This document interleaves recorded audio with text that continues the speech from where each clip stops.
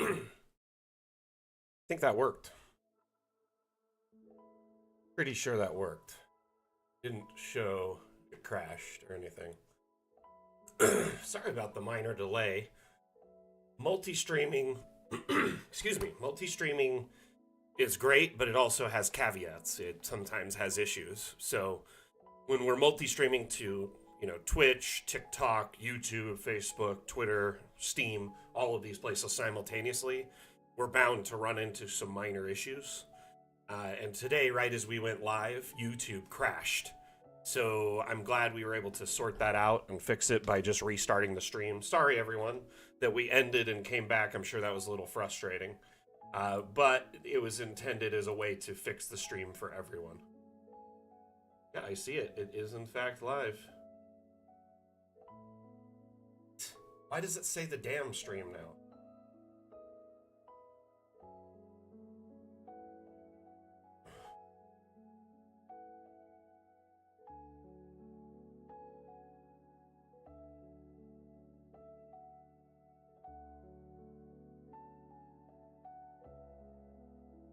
Something's up.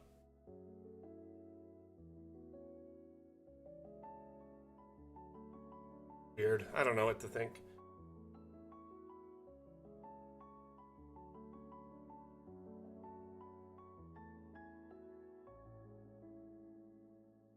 It's like it's got the old data from the previous stream.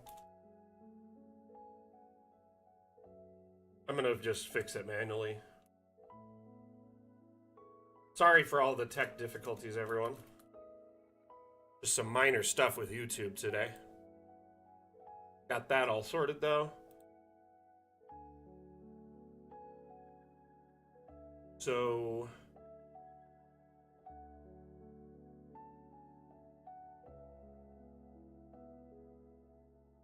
looks like I fixed YouTube. Oh, at least the stream name. I don't know. Disturbed Rick, how are you? Shim, welcome back. Mondu, appreciate you being here. Okay, we have got... yep, we are live on all platforms. Sorry again for the false start there. It just sometimes takes a moment to fix these issues. And really the only way to fix it was to go live again. So, glad we got it sorted. So we started about a minute and a half late due to that, but at least everything is now working. We are live on TikTok. We are live on Twitch. We are live on Steam. We are live on Twitter, Facebook, everywhere. So welcome back to the stream if you're returning, and welcome if you're new. My name is Mac. I'm the community manager for Dungeon Alchemist. Today's stream is called Mapmaker Monday. Every Monday, I build a map live in real time for you to watch and learn. My map making style is more in-depth and hands-on. I don't rely so much on the generative tools that we offer, like to make environments or rooms. I usually do almost everything by hand, and I use a lot of tricks to do things that aren't that are more advanced in Dungeon Alchemist. During the stream, I also answer questions. The streams are AMA format, which means ask me anything. So if you have any questions related to Dungeon Alchemist, whether it's how to build something specific in your map, maybe you're having trouble with an export, maybe you want to know how to get things off of the workshop, maybe you're interested in the sale and you have questions, or you have questions about our future and upcoming development, feel free to let me know during the stream, and I will do my best to address your concerns, provide support, and take notes on your feedback and suggestions to share with the devs. So today's stream will be focusing on the Ancient Cemetery build, which we've been doing for the past few months. Every Monday for about a half hour each Monday, we work on it. The map is 82 by 82. It's quite large. It has been quite an endeavor, but it started in this corner here. The road I made by hand using the terrain tool. I did most everything perpendicular to the grid, which was it's been a bit of a headache the whole time, but it's really looks nice all in all. So you've got this entry, some parking here, a chapel, cathedral with a 3-story bell tower that I built by hand. Um, there's a massive garden around it, also built by hand. Uh, so, little details like that, I think, are what make these maps stand out. More additions to the cemetery. Obviously, you're going to need lots of graves, right?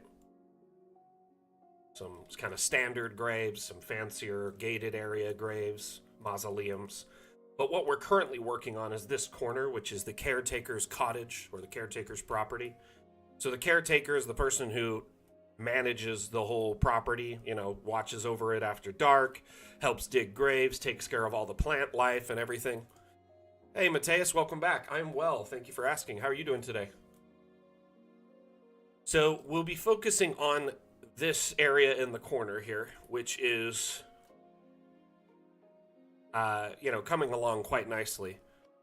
Here, let's make it daytime so you can kind of see what's going on over here. So the caretaker's cottage, quite simple. We have a little basic floor plan. He's got kind of a living area, a kitchen, and a pantry. Here is his bedroom and bathroom. I'm thinking of moving the study into his bedroom so there's like more space out here to do something else. Maybe another display case or a bookshelf or something. I need to do more decorating in his room because all I have is like a bed, a trunk, some chairs, and like one wardrobe. I was thinking of doing something. I may want to bring my mic down. Who is that from?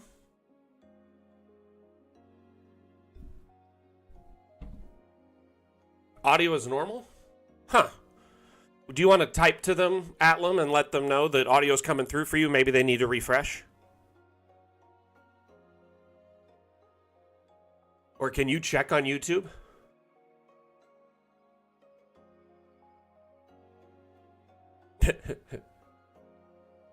It's about as close as it could be to in front of my mouth here at the moment. It's like touching my mouth. It's like 2 inches away.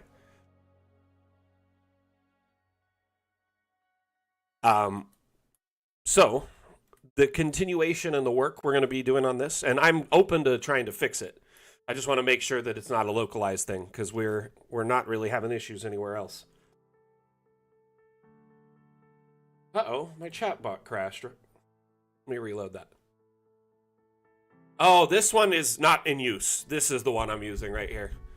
Thank you, though, D. I appreciate it. Yeah, this one is only when I game, and I don't really use this one ever. I prefer this mic way more. It's a monster. It's on like an arm and got that pop filter in front of it. Kind of hard to see because of my sweater, but it is totally there.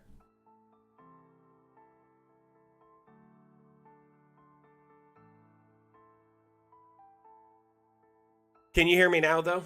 Pretty good. Just want to make sure we're on the same page here. In fact, on every platform, I'd love to know if you can hear me all right.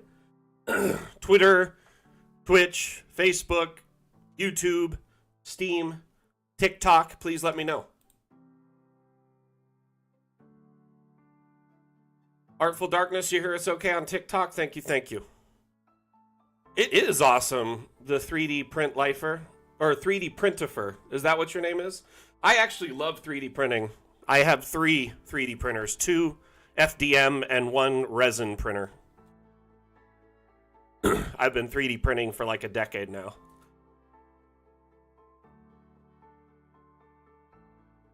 Cool.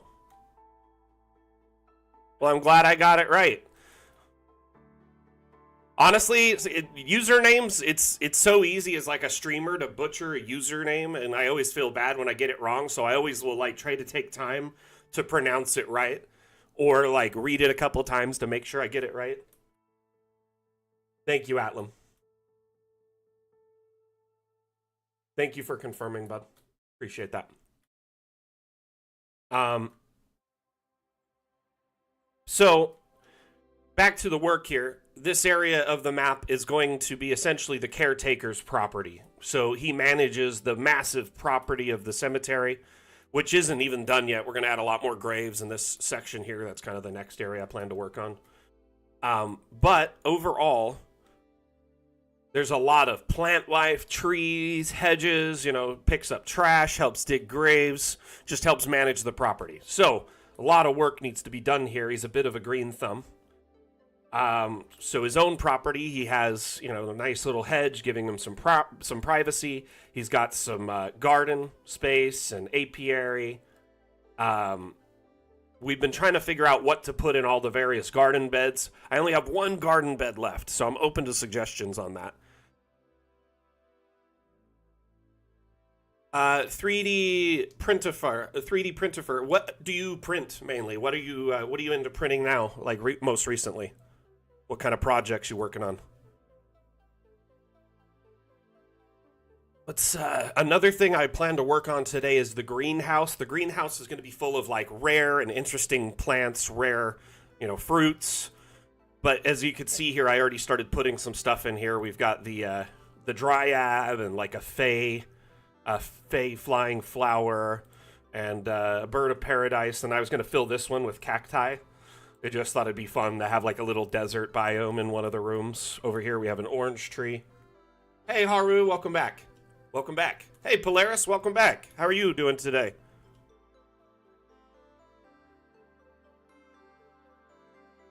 Oh, you know what? That's brilliant, 3D printer. Honestly, like, I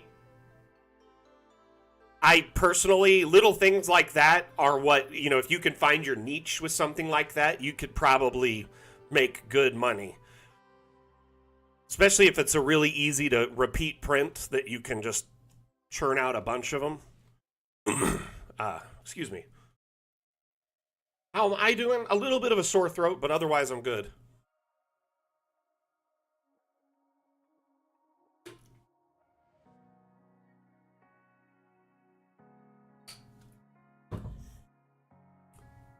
Need to get back into making content? Well, I hope you do. Though don't burn yourself out. It's very crucial to find a good balance between content creation and your personal life, and not burning out yourself on your hobbies, because hobbies are meant to be enjoying, help you relax, help you enjoy yourself, and de-stress. It's supposed to be a cathartic experience. I know all too well how easy it is to get burnt out on 3D printing. Hey Stormy, I am wonderful. Where is the dungeon, and where is the dragon in the dungeon? Good question. We are on the Dungeons and Dragons category today. Every once in a while, I like to switch from the Dungeon Alchemist category to the Dungeons and Dragons category, just so we could draw new eyes to, the map making tool that is Dungeon Alchemist.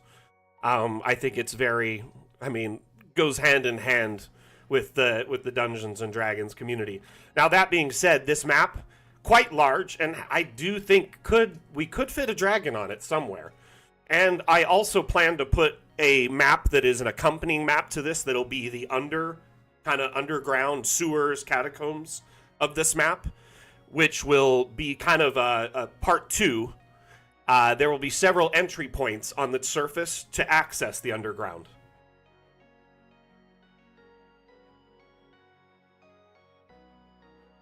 Make the Gravekeeper a dragon. Interesting. So, 3D Printifer, are you a fan of Dungeons and Dragons or Pathfinder, anything like that?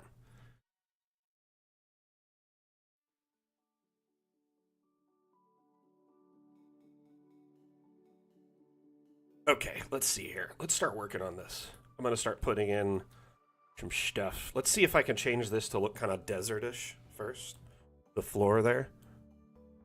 Yeah, we got some stamped sand, but don't want it out there. So that looks more like desert, right? Then let's go to the object panel. You play Baldur's Gate often? Nice. Oh, Baldur's Gate is my favorite. I've been playing Baldur's Gate since I was like 10. I love the franchise. Great. The new, Baldur's Gate 3, fantastic. And Larian, they are an amazing development company. In fact, our company, Briganti, the development company for Dungeon Alchemist, has a really good, relationship with them. In fact, our devs get invited to their headquarters every once in a while for tours and to hang out, and it's really really frustrating that I don't get to go. Okay, maybe a round planter. Can't really change the dirt in it, though. Let's just look up cactus. So we could put like a saguaro in there. Hey, Couch Warrior, how you doing? I love your latest maps you've been sharing on Reddit. Keep it up, my friend. Keep up the great work.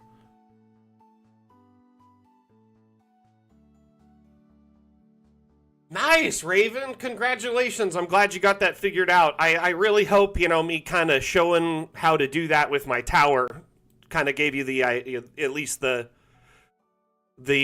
idea of how to do that. It's always so frustrating to do the first time, but once you get the hang of it, it is so fun.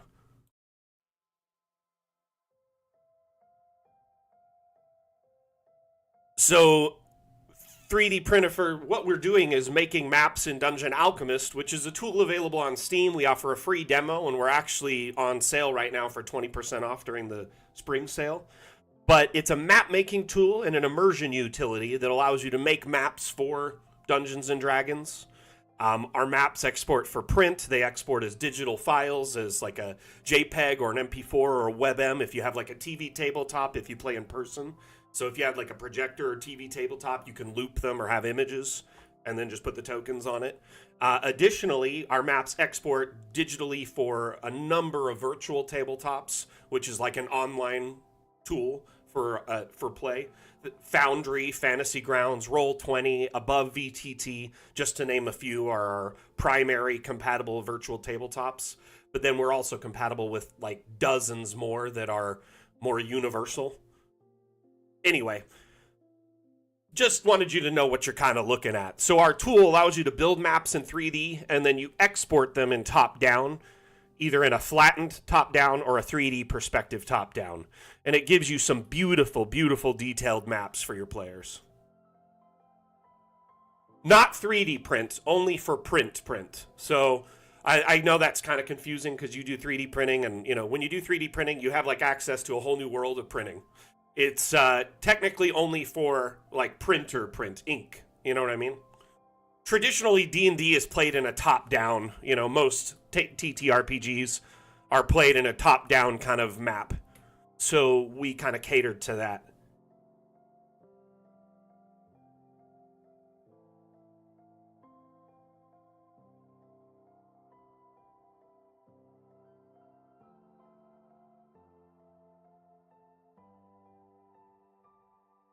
Is it now that you asked to be relocated? It would be pretty cool to move. Honestly, I've always wanted to move to Europe.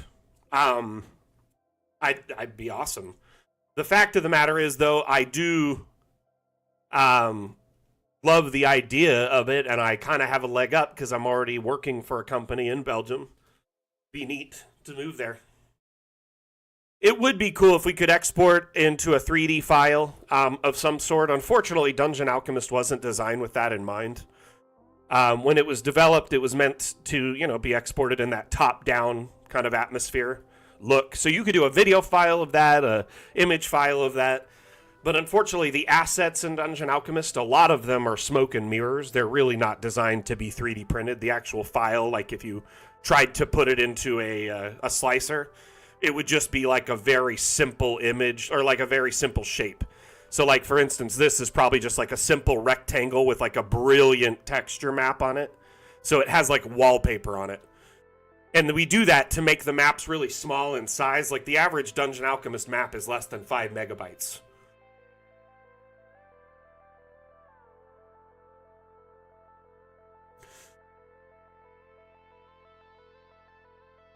Oh, nice, Couch Warrior. I can't wait to see your maps on the workshop. Really excited for that. I know you were waiting to share them because your players might see them, so that makes sense. Appreciate you putting them up. It only enriches the community as a whole when we share maps. Let me know when they're up. I'd love to take a look at them. Hey, Primal, how you doing? Oh, there are a couple up already. Nice. Nice. Man, you've been busy today. How many of you uploaded already? Holy cow. Holy cow. What is it, 5 per row? You've uploaded at least 20 today? Fantastic. Thank you so much. Very much appreciated. By the way, what we're talking about now is the Steam Workshop. Anyone who owns a copy of Dungeon Alchemist gets access to a repository of maps and 3D models that have been shared by our community. Um, Dungeon Alchemist gives you the ability to make maps, and it has a base model set of like 6,000, around 6 to 7,000 models. But on the workshop, first off, there's over 11,100 maps shared by our community. Amazing, beautiful maps. Many of them are brilliant in quality, and there's dozens of hours into them. Great examples to try to learn from. You can get inspiration, reverse engineer them, or just use them in your campaign. Save yourself some time. Additionally is the ability to share assets. So there's over 8,700 now. Congratulations, community. 8,700 3D models shared on the Steam Workshop. They vary in, file size, quality. Some are animated, some aren't. Some are basic STL that are like a flat gray, while others have full color. So it varies in quality and whatnot, depending on the user who uploaded them. Anyone can upload an asset to the workshop or import an asset to be used locally in Dungeon Alchemist using the asset importer tool right here. So if you have the ability to sculpt 3D models or source them, as long as you can get your hands on an STL, FBX, or GLTF/GLB file, you can import them and then use them in your local builds. I know that's kind of counterintuitive, by the way, 3D Printifier, that we allow you to import 3D models, but you can't export the whole map as a 3D model. I get a lot of that. I know. But it's really fun to be able to import a custom 3D asset and then put it into your maps. It makes it very personal. You can import your player characters as tokens. You can import things that are very custom and like themed to your world. So it's very, very like bespoke. And I don't know. I think it's fun to really add that level of customization to your maps.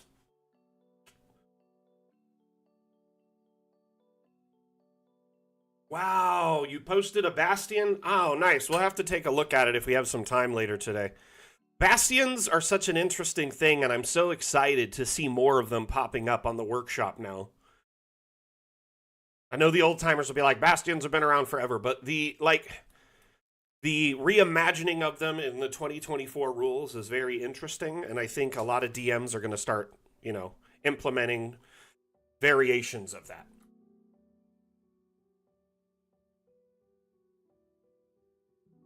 I hope in my campaign that we're playing in that the DM will allow us to do Bastions, because they're probably the only 2024 mechanic that I find cool at the moment.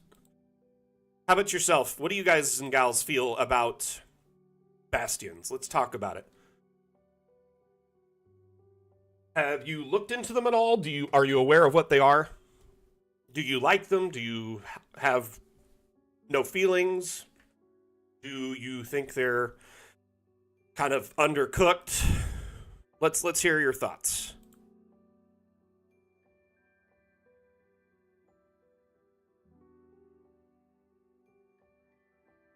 Uh-oh.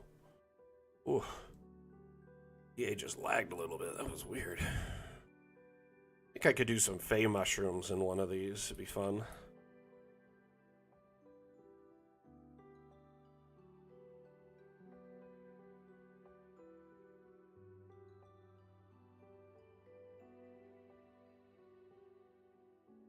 Nice, D. Honestly, like, it's kind of an interesting concept, and I'm excited to see where it goes, but at the same time, like, you gotta be careful and make sure you do implement it, in the correct way.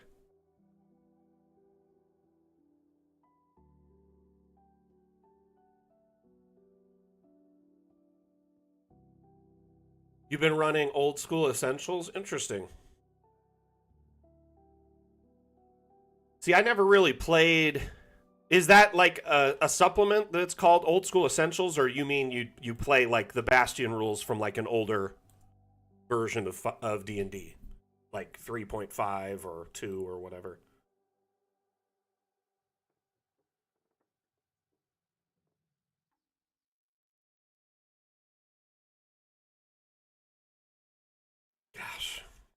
I always regret, that I just wasn't born in time to enjoy that era.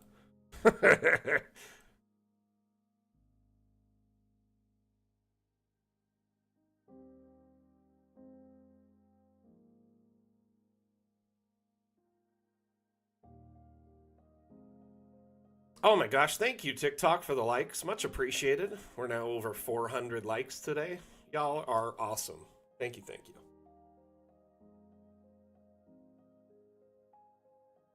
Okay, so I'm trying to think of how to address this. I could make this the desert spot, maybe, and then make this, like, mushrooms. Or I could put mushrooms in here. I need one spot with mushrooms, though. That's important. Maybe I could just put this out. It doesn't need to be in something, the dryad, per se, other than, like, this room. And then I will maybe just make this all Fey mushrooms. Because there's, like, a ton. And I really wanted to make it have some space.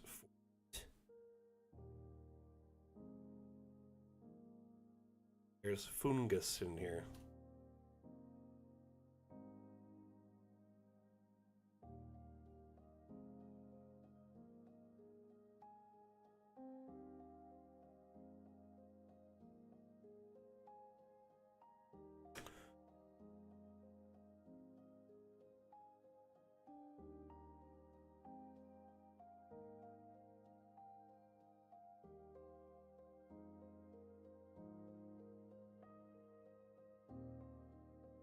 Did I not put a door on that one? I said I'd figure that out. That's right.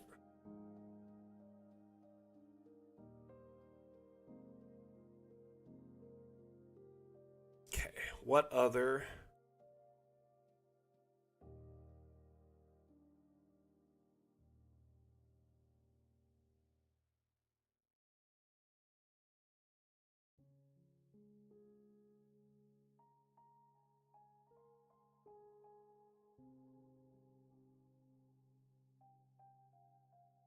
Whoa! What's happened? Biting me.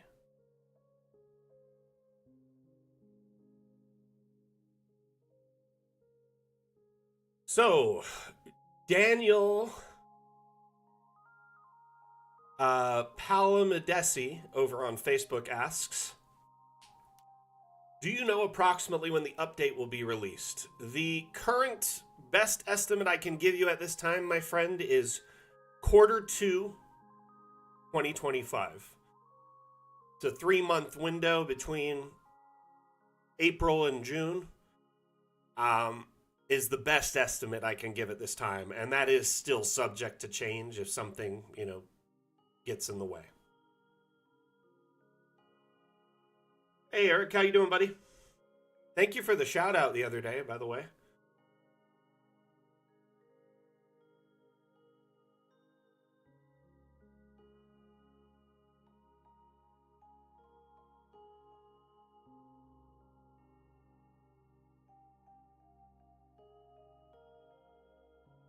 Blue Mage, we are planning to use Bastions in a weird West D&D game I'm in. That's cool. You got to let me know how that turns out.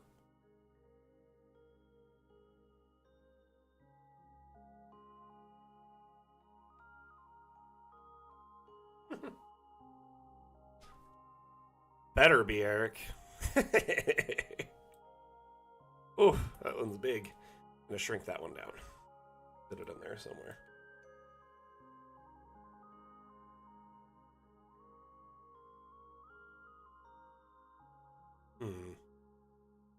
What other fun mushroom I put in here? I gotta put one of the Mario mushrooms.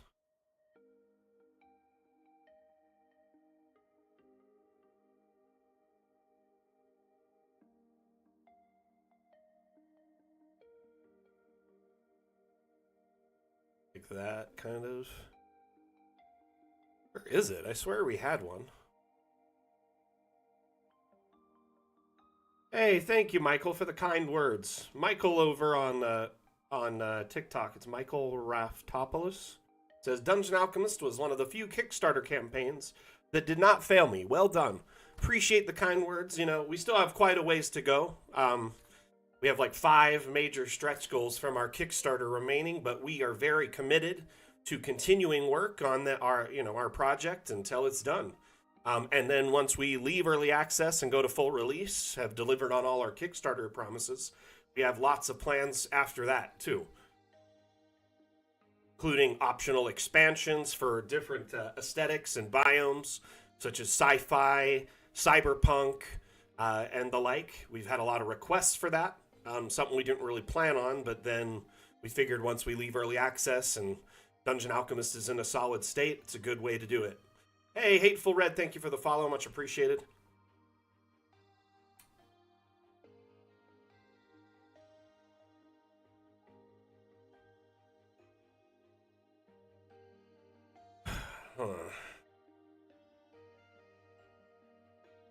I'm going crazy because I swear there is a mushroom that is just like... Yeah, I guess I am crazy. Let's put some of these, like this cluster looks interesting.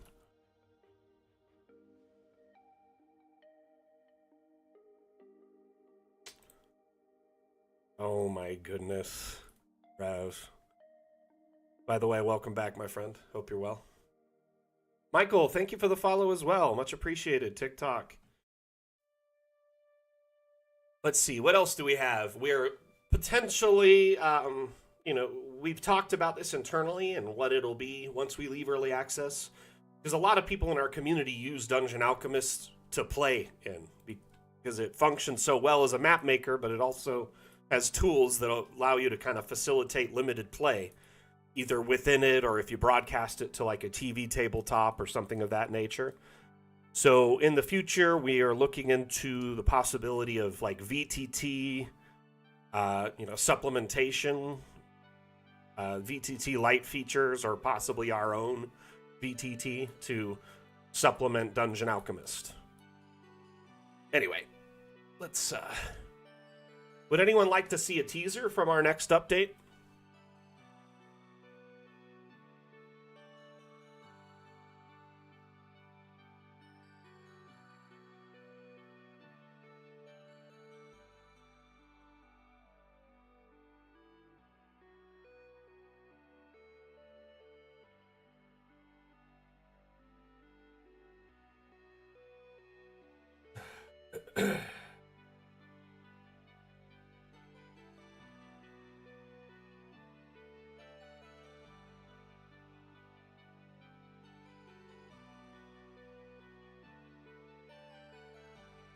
Nice, AIM. Welcome, by the way.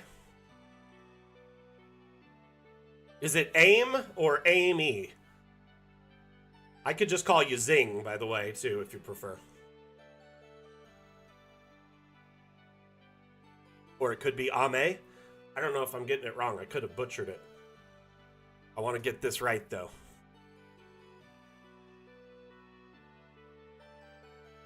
TikTok, thank you so much for the likes. We're now over 500. Appreciate that so much.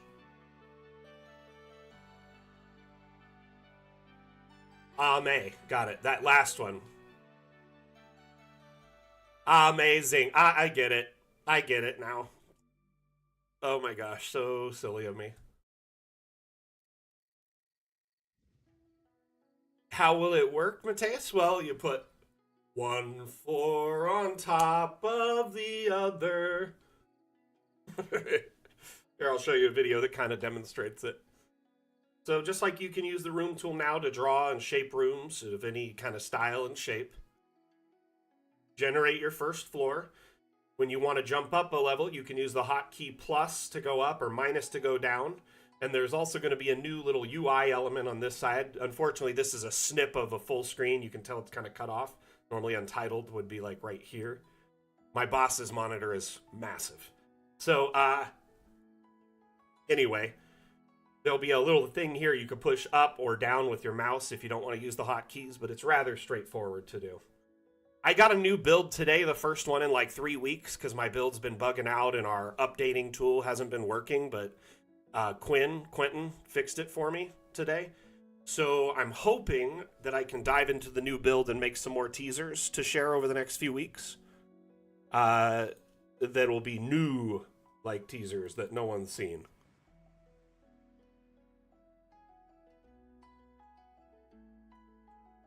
So, unfortunately, Disturbed Rick, I've got some bad news in that department. This next update, because there's so many changes fundamentally happening in Dungeon Alchemist to make multi-level work correctly, meaning tons of assets were depreciated, some were just destroyed and removed altogether or replaced. The architecture and like the framework for Dungeon Alchemist had to be altered quite a bit to allow underground building and building upward, vertical building. So this will be the first update in our history that will not allow full backwards compatibility with older maps. Now what that means, you'll still be able to open your older maps, you'll still be able to edit them, you can still make changes to them, you can open them just fine, but the multi-level feature will be locked on those maps. So you can it'll only support it with maps that you generate after the update launches. Honestly, Rick, what I'd recommend is get kind of the layout of the Bastion built now, right? How you kind of want it. You could do like each floor as a map. And then when the update launches, you'll already have the basic floor plan and you can kind of just whip out the updated version. Sadly, unfortunately, this is the first time in our development history that we don't offer full backwards compatibility with an update. Now, like I said, you'll still be able to open your old maps, you'll still be able to edit them, add objects, do stuff with them, but the multi-level feature will not be supported on those maps. It'll have a lock on it. It's a bummer, I know.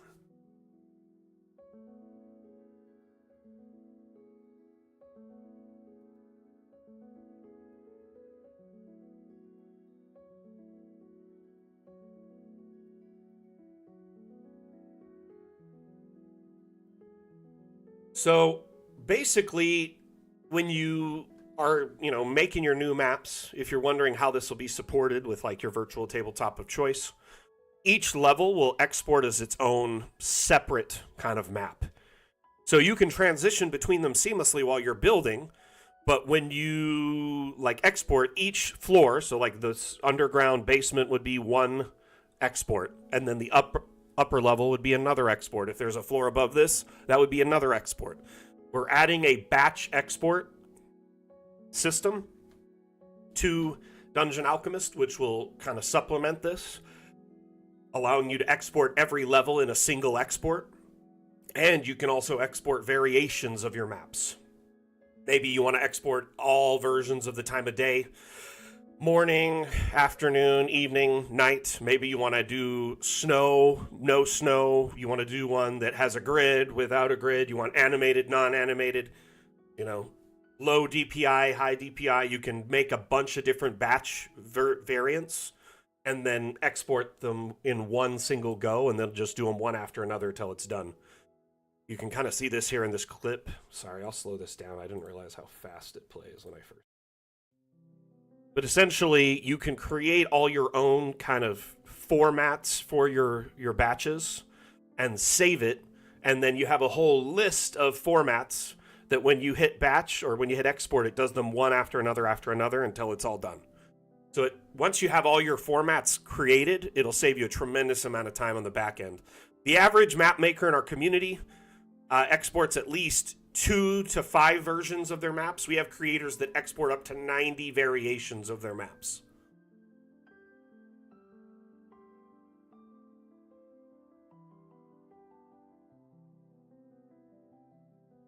I don't think so, D. Lynch, to be honest with you.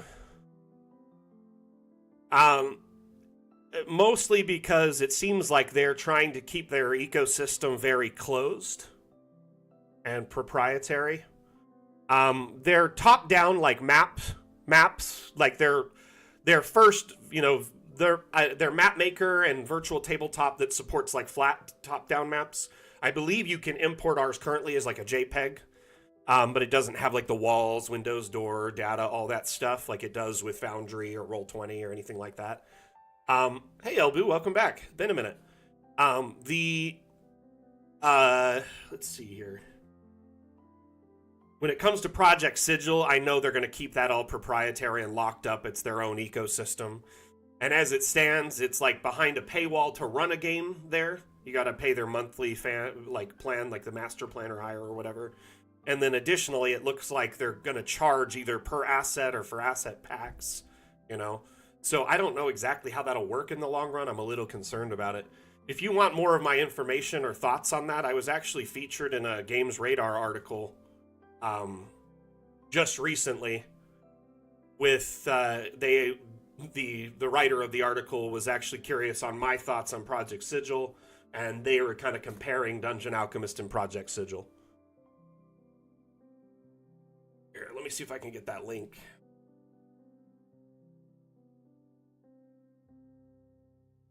Atlam, if I send this link to you, can you share it where necessary?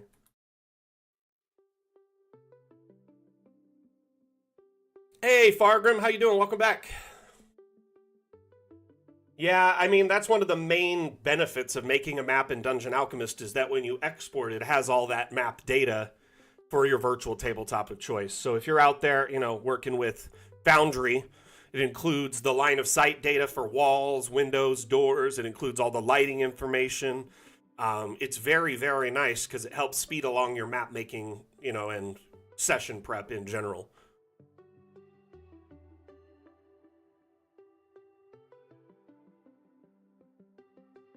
Batch export was basically built, well, it was built for this update in general, but it was built around SAC's recommendations. Because SAC, honestly, is one of the creators in our community who makes so many maps and assets that we wanted to hear his feedback on how much he exports. But I actually reached out to several creators when we were making the batch exporter. His and a couple others' feedback was very crucial, and just general community feedback in developing it. So that just goes to show how committed we are to sharing community feedback, or like using community feedback in development.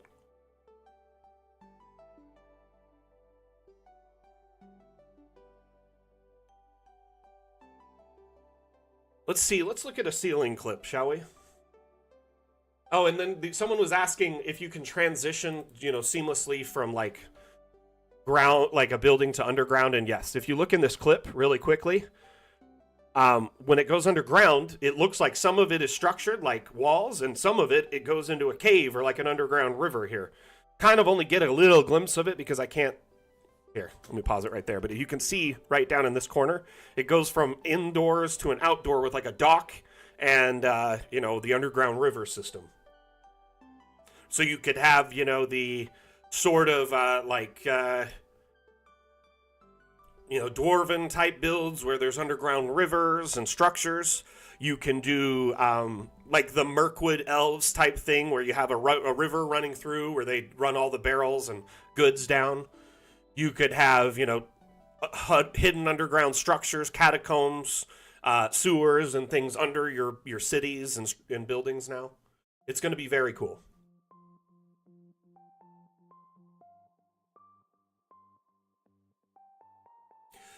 Elbu, the best date I can give you right now is Q2 2025, so between April and June is the best estimate, and that is still subject to change, unfortunately.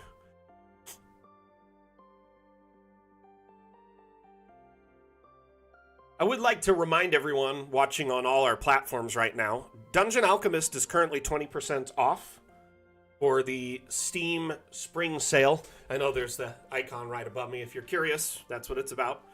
So Dungeon Alchemist is, you know, normally, depending on your location, it's like $45.99. Maybe lower, maybe more, depending on, you know, your currency.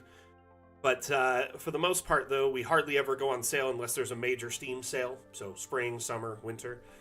It's a great opportunity to get a good deal on Dungeon Alchemist. And if you're interested, you can try before you buy. We offer a free demo on on Steam. You could try our forest biome, build yourself a tavern, and you can even export it for print or your platform of choice. Okay, let's look at another teaser from our next update. This tool is being introduced in the next update. It's called the Decal tool, and you can kind of see it down here in the left toolbar. Looks like a little paint splotch. It allows you to put images on top of objects, walls, floors, etc. to add much more detail to the environment. So like we do have webs, but putting flat webs on the wall adds a lot more detail. Oh, this looks like a decrepit, kind of worn down hovel, but adding the cracks and the scratches and stuff makes it seem even more custom and worn out.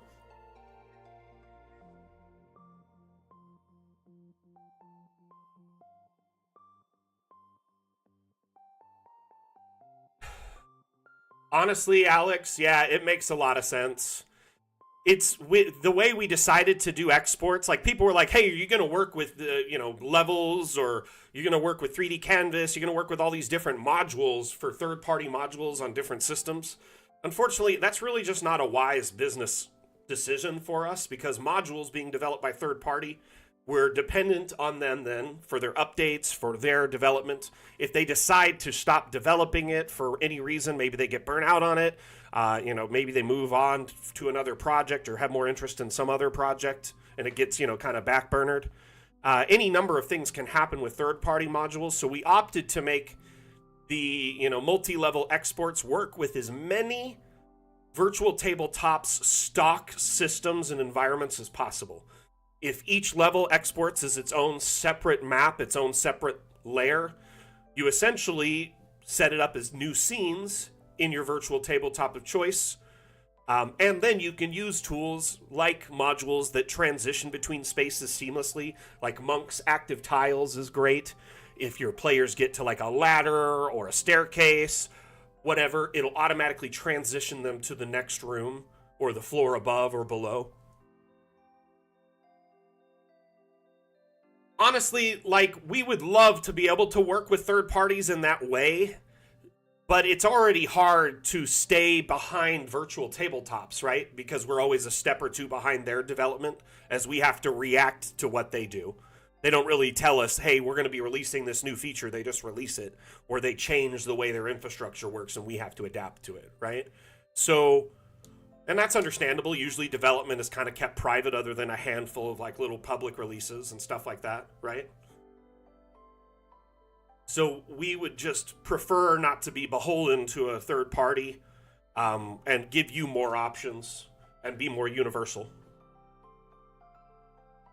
Appreciate the understanding there, Gabriel. So, if you're looking at this, video, if you've been watching, there's quite a bit of other decals that I didn't even use, like explosion marks, dirt, leaves, all sorts of things that you can just drop into the map. I don't think the blood will make the final cut, but there will be quite a few different options. Let's see here. I have an image of a few different ones. Like, here's some moss. Oops. So that's the moss brush on like a bunch of books, so it makes it look more run down, or maybe a druid sneezed in there or something. So Dungeon Alchemist is designed to be a, E for everyone, family-friendly product, and we try to avoid excessive blood and gore wherever possible for that reason. There are some outliers in Dungeon Alchemist, some minor exceptions. But we, for the most part, want, we want it to be accessible for, people of all ages and, preferences. And so if a young kid is interested in map making, having excessive gore may be something that their parents wouldn't want them to use it for, right?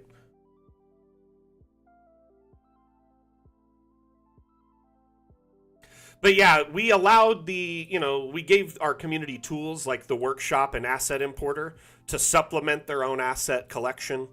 If you look on the workshop, here's a corpse that's peeled. Here's one that's dismembered. There's plenty of corpses and like gore on the workshop if you need something like that in your map. And surprisingly, we actually do have a little bit kind of built in. We have some kind of cheesy skeletons. There's the Blood River, which is a liquid type that you can, I don't understand how this is okay, but some decisions, they're above my pay grade. There's also the Skeletal Plains biome, which is kind of like hellscapes. There's literally just fields of bones. So to some end, we do offer some of that stuff, but at the same time, we try not to focus too much on it and offer like direct gore and death, you know? It's animal bones. It's wine and animal bones. You get it, Gabriel.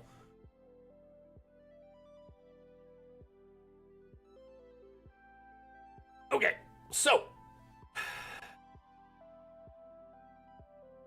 let's get back to the build. I'm sure y'all want to see something getting worked on here. I'm trying to think of what to do here. I need to add a door, so let's do that first before I forget. Let's go to iron door, a cast iron door.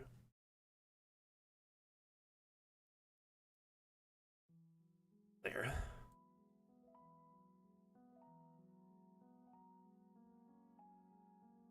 Waiting for someone to get triggered, by the way. I said that.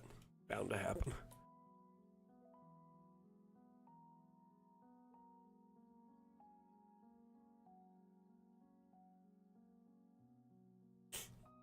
Okay, we need more mushrooms. Mushroom, can I add? Let's do the inverted mushroom. That one's fun. Copy that and make a much smaller one, just like right next to it.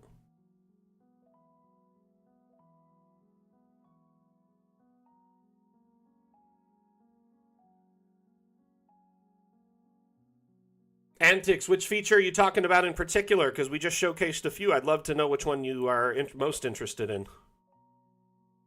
By the way, what I'm building in is a currently active build. Everyone, this is what I'm building with, is something everyone has access to. I just want to make sure that's clear. Oh, the decal tool is going to be so cool, right, Atlan? Chim, that's a good idea. I might add like a small seating area. I do have kind of a space here I'm not sure what to do with. And I also have this space I wasn't sure what to do with. I was thinking of putting like a little shrine or something here. Like a little place of worship. And maybe even more like plants or like garden beds or something. Unlock scaling is going to be cool. I mean, you do have unlock scaling right now. Just want to let you know, my friend. If you disable the collisions, for the most part, any object scaling is unlocked. It can now be supersized or undersized.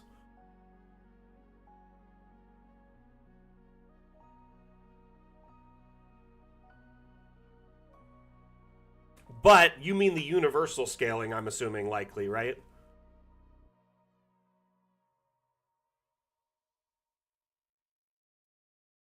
Universal scaling is going to be amazing. Let me show you all that. So currently, you have to scale each object manually one at a time, and then you can copy that object and duplicate it. That's great.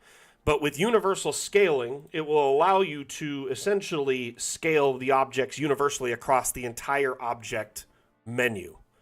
So let's say you're building a house for halflings. You could shrink down all the objects, and now they are all much smaller, making it easier to... I kind of understood what you got. I got your back, my friend. How's your streams been going?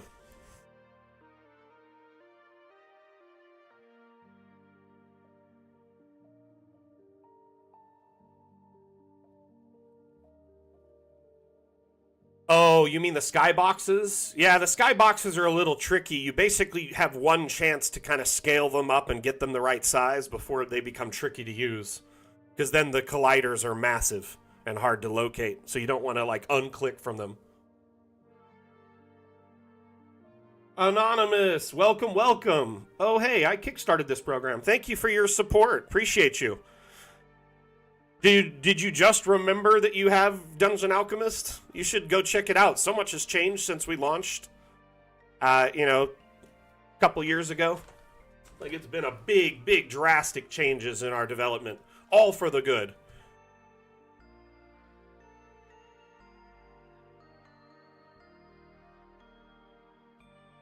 Honestly, Antics, one thing about growth and, getting viewership on any platform is its consistency, time, and reflection. So when I say consistency, take this from someone who streamed for over a decade, who does it now as a career, who was twice partnered, turned a hobby into like serious income. And I say this because when it comes to offering some sort of programming or production, people out there, like, there's two types of content users. There's binge watching, right, which is made available due to streaming platforms such as like Netflix and the like, because you can watch the whole season in a go. However, they've been starting to drip feed in recent years, so not as often you get a full release. But the other is consistent, like, scheduling. So if you have streams on set days, set times, either every week, every other week, that consistency will build growth over time. Um, it honestly, and I'm sorry if these tips are unwanted or whatever. This is for anyone really streaming content creation. If you can try and release or stream on the same day every week at the same time, it will build up a consistent viewer base because they know you'll be there. Um,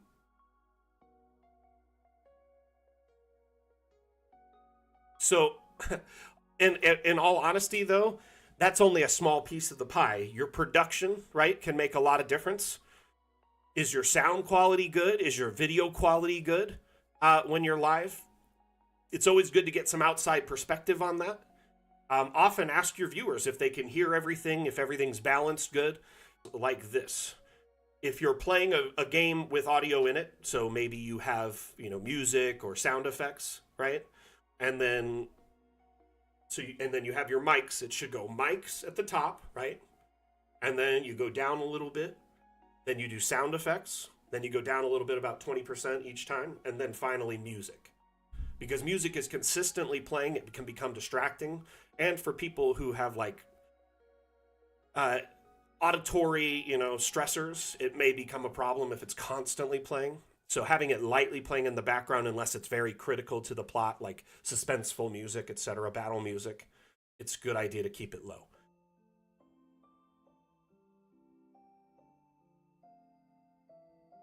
Another thing that I found, the last thing I've said is reflection. You're looking at you got your channel, you've got all this streaming you do. Watch your VODs, look at them, watch them with an open mind, or maybe have a friend or a family member watch them and see what they think. It's a good idea to get outside critique because there may be something you're overlooking. It's very, very hard to just critique ourselves, right? And often, if you can, take that feedback, you can maybe take it and grow to another level. If you're doing the same thing over and over again and nothing's really changing, maybe a good idea to shift something up, add something different to the mix.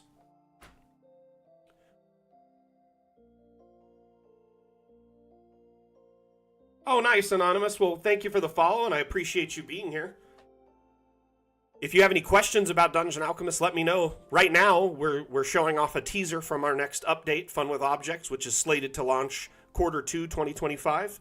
But it's called Universal Object Scaling, so you could quickly scale the objects in your object menu either down to 50% or up to 200% of their normal size. And then every object in the menu, save a few that are locked in scaling, will automatically be scaled to that size. The other thing, too, and I don't really know much about your players. I've only casually watched a little bit, like lurked. But I do think it's sometimes getting a stream with like a D&D session or whatever to go from, just a few viewers to like that next big jump. A lot of times it's group chemistry, and their willingness to just be silly and RP and have fun. Like a really big up and coming group now, Legends of Evantris. Like, they're just silly. They really just have fun and don't take it seriously, and nothing seems to be scripted. Yeah, I've lurked a little bit when I can.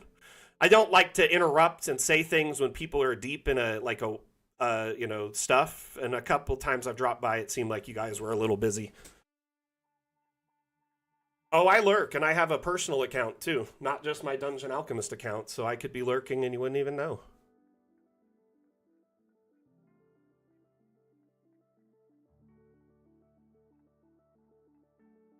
But I do drop into lots of streams, say hi. Typically, when I drop in as the Dungeon Alchemist account, I'll say something like, nice map, if it's my first time visiting. And then usually I watch as the DM and the viewers and the players kind of get confused. They're like, wait, are you the real Dungeon Alchemist? Then they have to look, and it makes me laugh. It always makes me smile. Hey, Philadelphia, how you doing?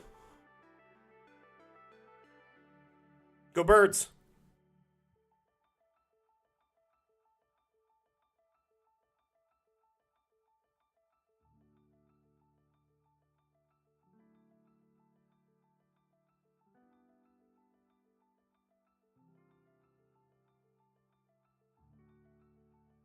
Hey, Half Ogre, how you doing, my friend?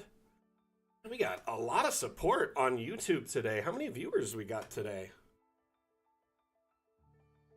So these disembodied lights you're seeing are called abstract lights, and these are a new feature that'll be releasing in our next update, titled Fun with Objects.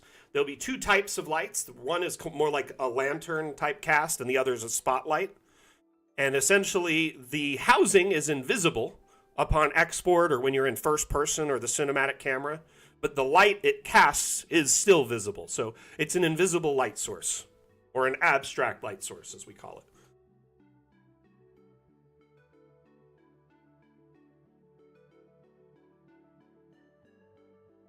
So you can actually choose to export with them visible if you want, but it'll be our first iteration of a truly invisible light source. There are some on the workshop that kind of work this way, made by SAC. Very good, but they are just a little tiny light. You can still kind of see them. It's like a little tiny little dice or something. It looks really small. But this here will be a truly invisible light source, so it'll be very beneficial to the community. So we do have a category on Twitch, but today I'm actually in the Dungeons and Dragons category. Typically, I'm in the Dungeon Alchemist category. Man, that was quite a story. If anyone wants to hear about how incredibly difficult it was for us to get a category here on Twitch, I would love to tell you all about it. It was a phenomenal undertaking as community manager. Antics, you can watch whatever platform's best for you, but yeah, we're multi-streaming everywhere right now. We're on Twitch, Twitter, Facebook, TikTok, Steam, YouTube. Oh, nice. I see you. Hello. Okay, let's get back to this build. Let's add some more cacti in here.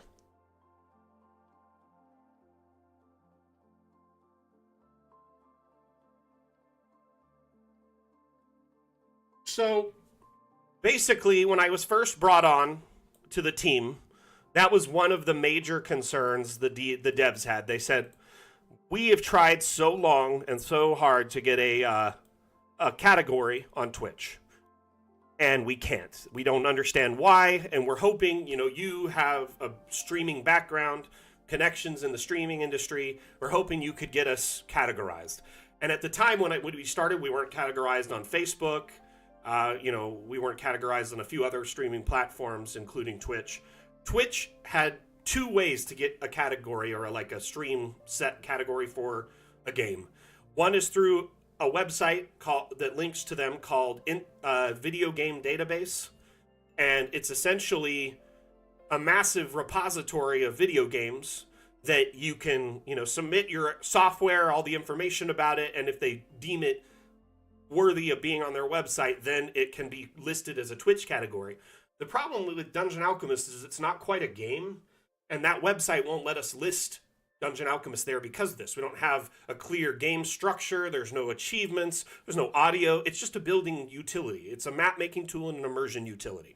So it's not really a game at the end of the day, and I agree with their thoughts on this. It's frustrating, but we have to abide by it, right? So we tried working with this video game database people, didn't work out. There is a Twitch website where you can put up a petition and people can vote on it. So they may, add new features to Twitch or new things to help support streamers better and or the community of viewers better. And we put up a suggestion, a poll saying, hey, we'd love to get a Dungeon Alchemist category.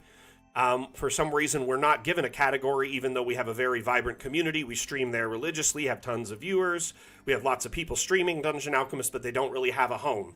Do they stream on D&D? Do they stream on Pathfinder? Do they stream on art? Anyway, so we started essentially making this petition known to our community. I'd post it on our social media every once in a while, talk about it on the stream, and we'd get a few votes on it. And then every once in a while, we'd get a huge burst of interest, and the devs would let me post it in the Discord and stuff to try and get more people interested in it. We ended up getting something like 2,000 plus votes on it. And tons of comments, hundreds of comments. It was like the second highest poll on their entire polling system, and there was zero acknowledgement from Twitch. No one in their staff had said anything. We tried to reach out and be like, hey, our poll's doing really good. Can we talk to someone about this? We feel like we've done everything in our power to really get your attention. So we started just kind of tweeting our indifference about the matter. Not necessarily that we were mad, but we were more frustrated that there's not really a clear path to follow for people in our situation. And we really wanted to give our community a space. Someone in Twitch staff saw the tweets that I had posted, and they DM'd me, and they're like, hey, saw your posts, and I was wondering what I could do to help. And at the same time, a guy that we'd been hiring as PR from a PR firm, Pirate PR, that works with us here and there, he also got in touch with someone from Twitch staff through his connections, trying to help us out. So we had two different Twitch staffers finally reaching out to us, and we told them the situation. They collaborated with us. They agreed that we should have a category given, how much support we garner, and, we are a software tool. We are a real company. Anyway, they ended up giving us a category on Twitch. So yeah. Now we need to try and get a category on TikTok. I'm not even sure how to go about that, because there really isn't a clear method or anything like that, unless they pull from that same website, which means we would have to talk to someone at TikTok to get it done. So TikTok is my next goal. But we're listed on Kick, we're listed on Trovo, we're listed on Twitch, we're listed on all these different platforms. So you have the platform of choice you can stream to. You can stream to D&D or art if you want, but we do have a Dungeon Alchemist category specifically here on Twitch. Hey, Tierwin, thank you for the follow, by the way. Much appreciated. Okay, let's get back to building. Been distracted by showing teasers and stuff, but I don't mind. It's fun. Fun.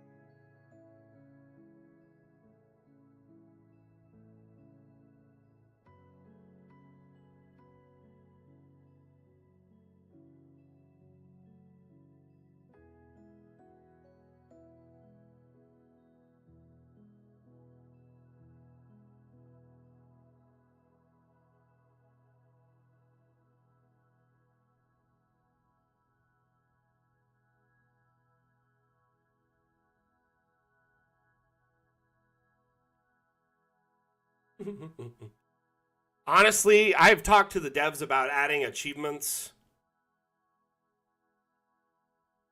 and also excuse me, music, like audio, even just basic kind of audio, kind of like Minecraft, that's just a repeating soundtrack, would be really fun.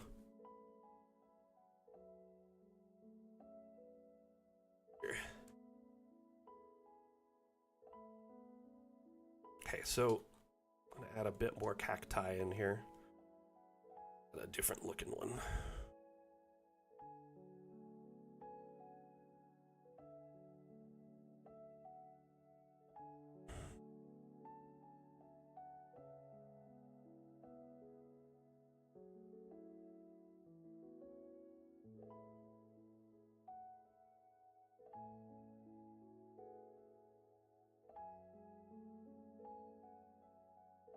Oh, for sure. Of course, you'd probably have volume controls and the option to disable it. I just think some people like the built-in option. You know, I mean, personally, I mean, you could just listen to any music you want while using Dungeon Alchemist. Nothing's stopping you from making your own soundtrack. You know what I mean?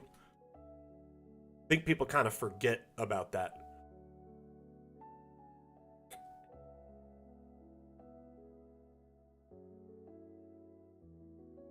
That's a good suggestion there, Amazing. To be honest with you, like as we start nearing the end of our development and kind of pushing towards the future of Dungeon Alchemist, I do believe there are plans to start, implementing a virtual tabletop supplementation, like a separate tool that would work in tandem with Dungeon Alchemist to give you a lot more, functionality of your maps, possibly even a 3D space for them. Who knows how that'll go, though? The future remains to be seen.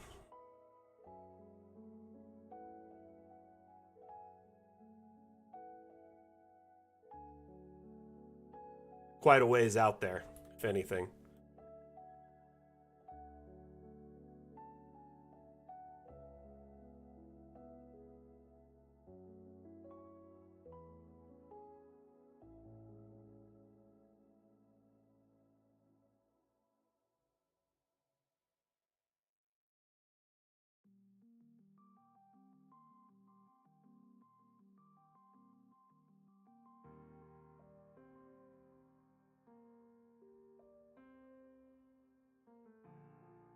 Yeah, there is some hidden Easter egg sounds in Dungeon Alchemist.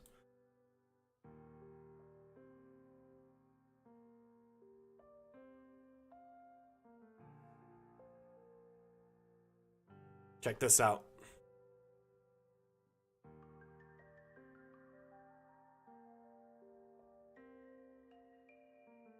I don't know if you'll be able to hear it. I don't know if my desktop is heard over here. Probably won't. Well, when you fire a cannon, you could just do this in your own DA. If you fire a cannon at the target and it hits it,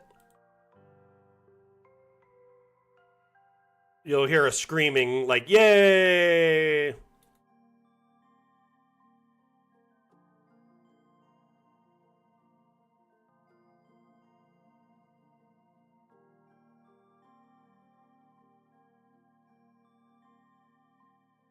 I appreciate the love, Amazing.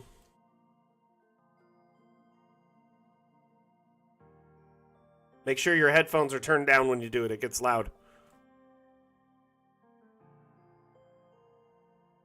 I'm going to pull these like flying fey flowers out for a minute while I decorate the base.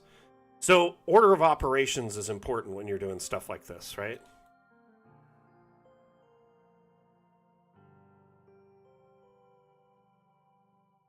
And you want to try and put, things on the bottom first, especially large plants and stuff like this that like will take up a lot of space. They have large colliders, so it's easier to put them in first, and then things that'll be on top of it or smaller next to it. Just kind of keep that in mind when you're building. It will save you a tremendous amount of time.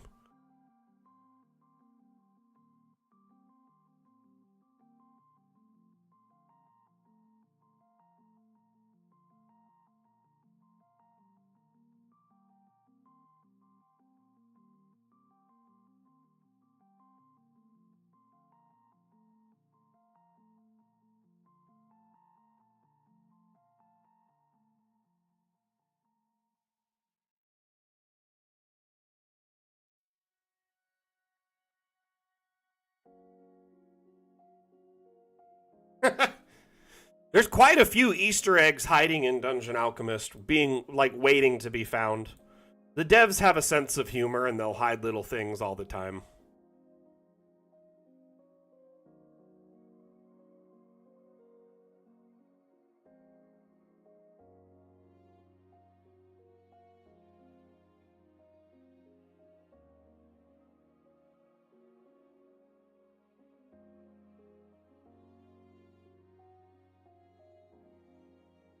Also, if you find a an Easter egg or what you suppose is an Easter egg and you share proof of it in our Discord, in a post, and it is an Easter egg that hasn't been found.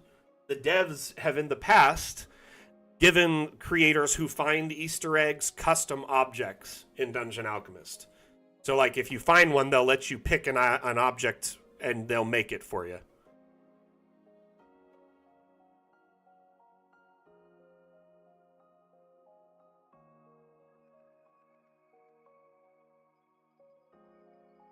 I got DA. I'm really enjoying it. Keep up the great work. Thank you, Legumi. Appreciate it. Much appreciated.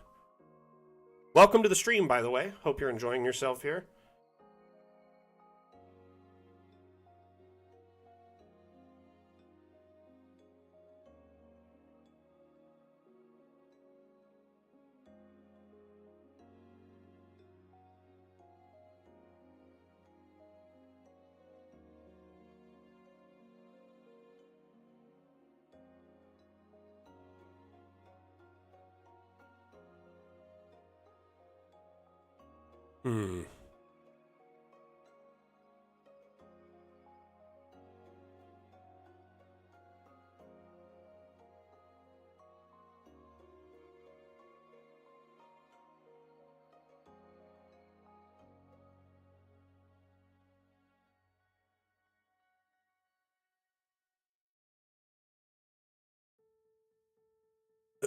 So, I mean,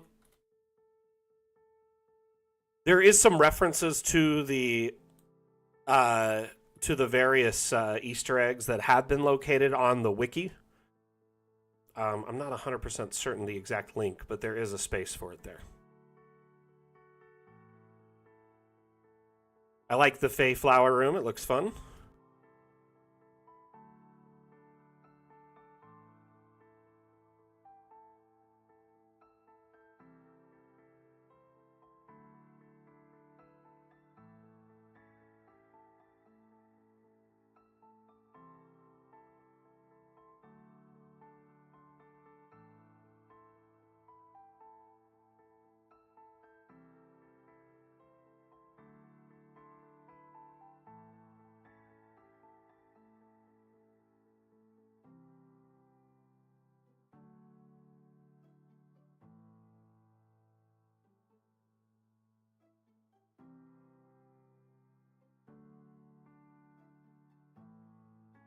You really can't even see the lemons or anything from the top.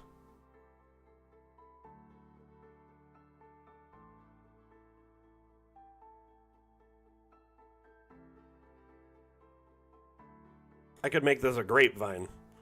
Let's lift it up in it. Exactly.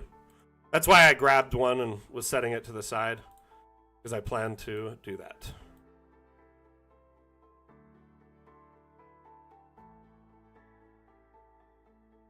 Should bring that up with the devs. The orange trees are completely, and lemon trees, can't tell that they're that from the top because all of it's buried. Silly, silly, silly, silly.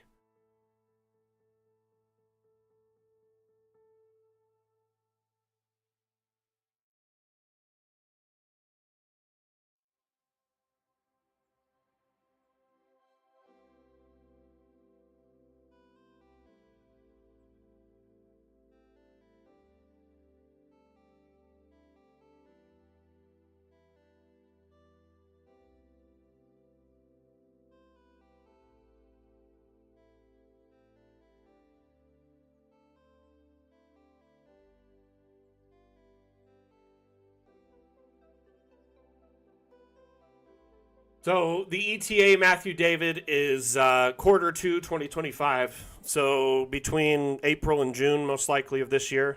However, that is subject to change. If for some reason, we run into something that causes a delay.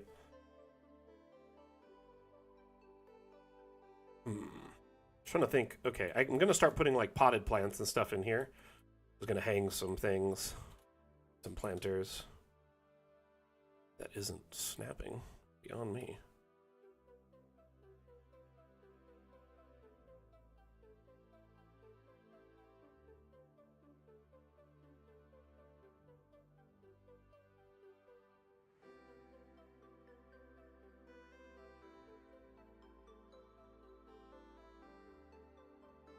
From the development side, yes, we could. And that's why it's silly it hasn't been done. That being said, though, I'm hoping our next update will include the ability for you to make your own variants. By that, I mean, like, you can essentially put objects together in groupings and then kind of snap them and save them as, like, a prefab. Oh, no, I skipped over. So, as you see here, I'm kind of jumping between a bunch of pre-designated variations of this planter.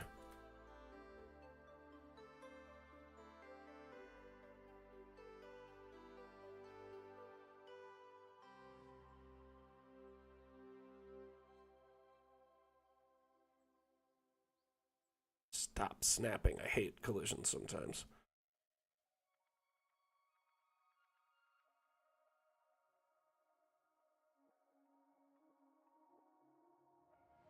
If you press tab on any object that comes pre-decorated, so let's say like a table, right?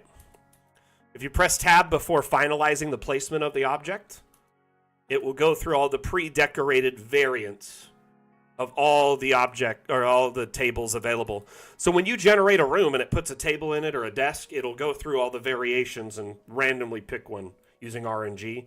And that's how it adds a lot of variety into the different rooms. It's kind of a hidden key because it's not really shown anywhere. Like shift is down here. It says to place multiple objects, shift, control, toggle, snap to grid. But unfortunately, if you look down in the bottom left corner, kind of hard to see with the text, but it says control, toggle, snap to grid on the object menu, shift, but it doesn't say anything about tab. And most of the menus have like shortcuts hidden in them. If there are available, it'll add tiles, control to remove tiles. So like if I wanted to remove a tile from this room, I could do that potentially. By the way, if y'all see something in the stream and you're like, wait, how did he do that? Just ask. That's what I'm here for.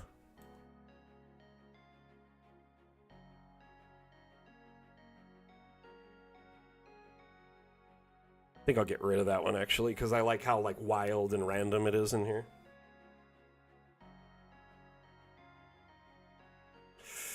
That particular shortcut, it should be just mentioned somewhere. You know what I mean? Like in the object menu, even down here would be nice. I will say this, though. We do have a wiki entry that has a lot of our hotkeys on it. So if you're interested, on our wiki, it is available. Also, many different hotkeys in the menu. Like when you're looking, it says Alt-Enter to leave full screen, Alt-Home to hide UI, Alt-G to hide the grid. So like a hotkey for the grid. So there are hotkeys kind of hidden throughout, but yeah, the hotkey list on the wiki is an in-depth, detailed reference chart for sure. In fact, there's hotkey combos on there that are like for secret menus in Dungeon Alchemist.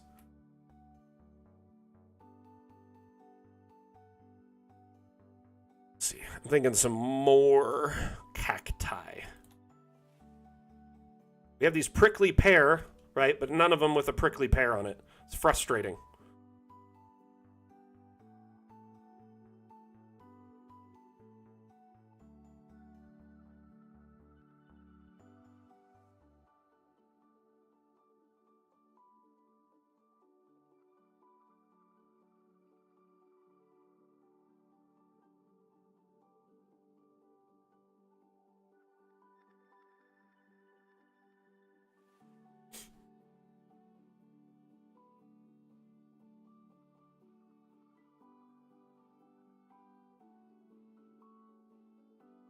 Probably just do one of these to look like a prickly pear.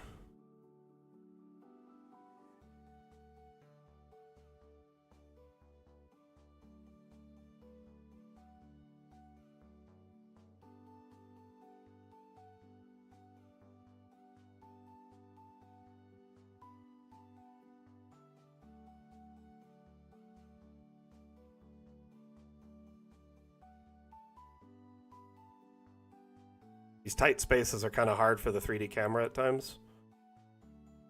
So you have to kind of adjust and whatnot.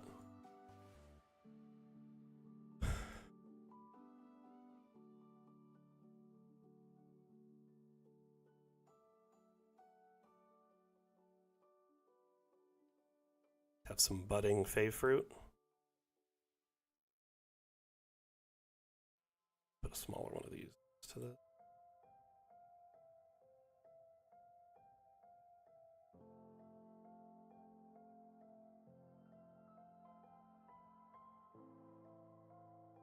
Okay. So we've got some cacti.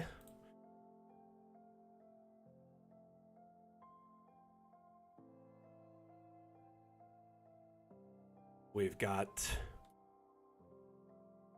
some fey plants. We've got some mushrooms.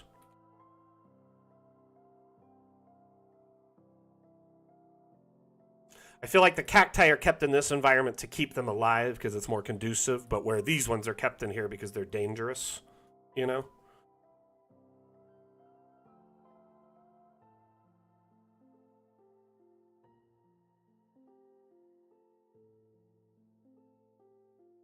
Put these outside.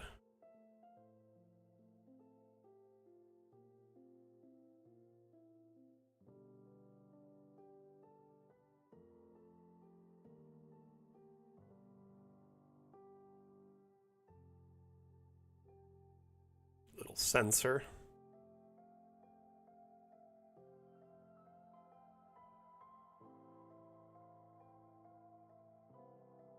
Through the door. Don't like that.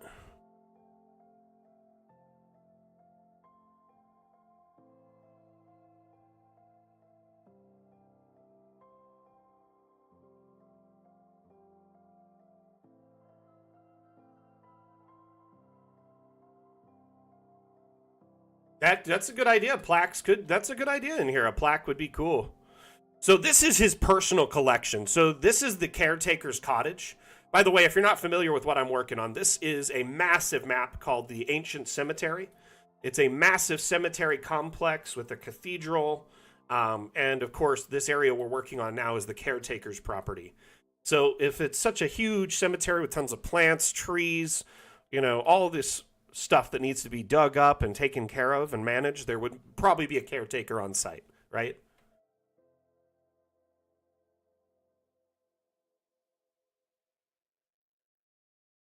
So, you know, these gardens, he probably manages them, but I could see the caretaker as a bit of a green thumb. Maybe they even have a bit of magic, you know, just like druid craft, shape water, mold earth, stuff like that, some basic cantrips or something. And so they're really, really in tune with plants and nature, but that's kind of part of their thing. They have a personal collection, is it's just their passion, you know? So in here, they have some of their more rare plants that, you know, you may not have ever seen before, or from far away distant lands or something like that. Some of them might be dangerous to handle or be near.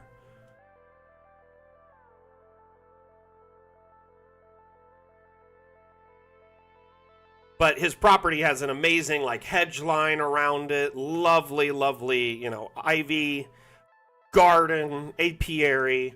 He is a bit of a green thumb. Some raised garden beds.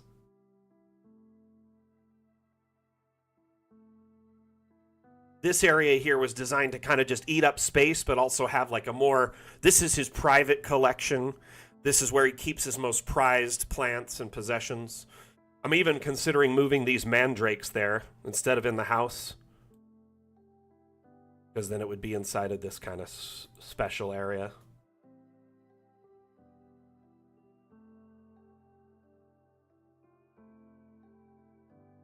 Or right by the front door.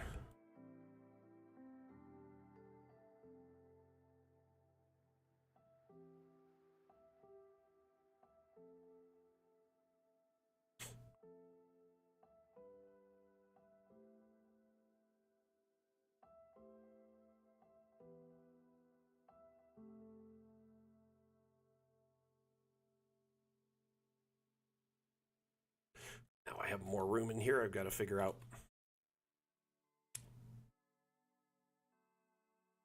Exactly. That's kind of the point. I was thinking like fey plants or orchids, rare fruits that may not be from the region, desert plants, living, you know, here is a, you know, a dryad.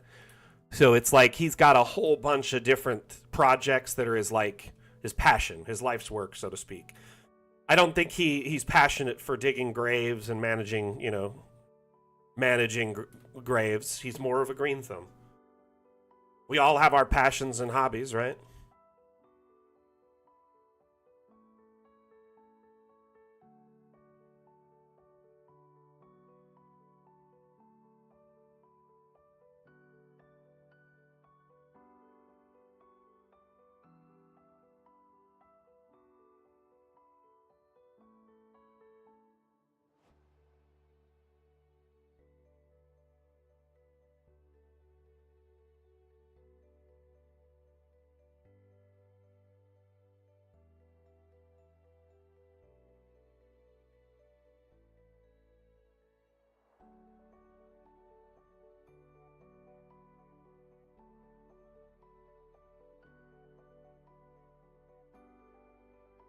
But yeah, some warning signs and plaques. That's a great idea. I really like that. Let's see. We could put something outside, right? Like a little hanging sign, kind of indicative of what's going on. Maybe the pole.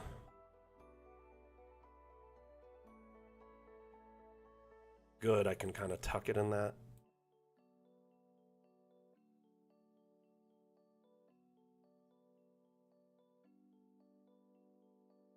From a top down, you may never even see it.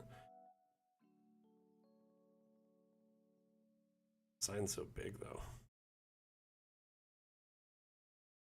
I don't like that one. We'll put a plaque on the wall of some sort.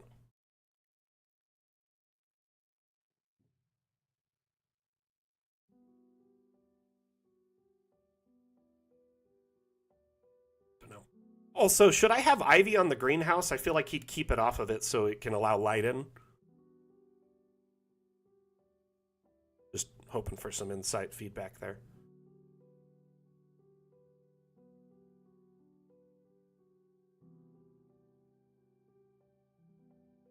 Let's look at some planters here. Hey, see you, Raven. Thank you for being here. You're always welcome. Have a wonderful day.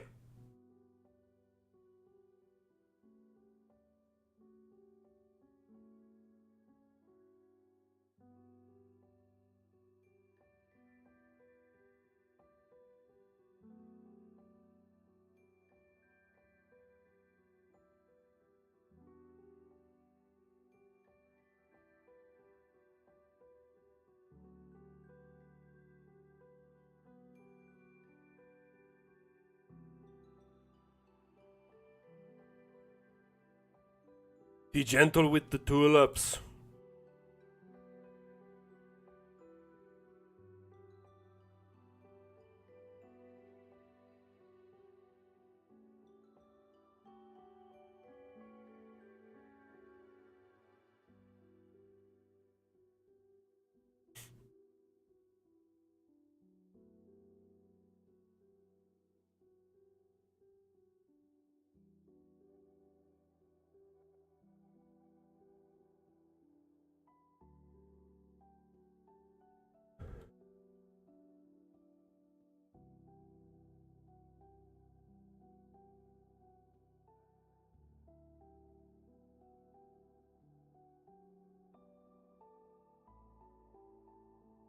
Make sure that's centered there.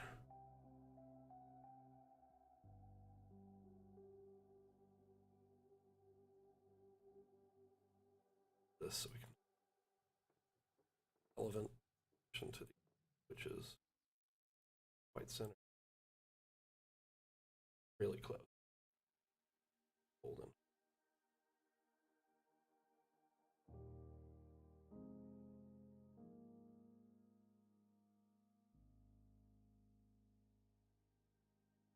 That's a good idea. I do have the whole like garden out here, you know? Or like the garden shed tool area. It's just full of stuff. But I could put a few more inside.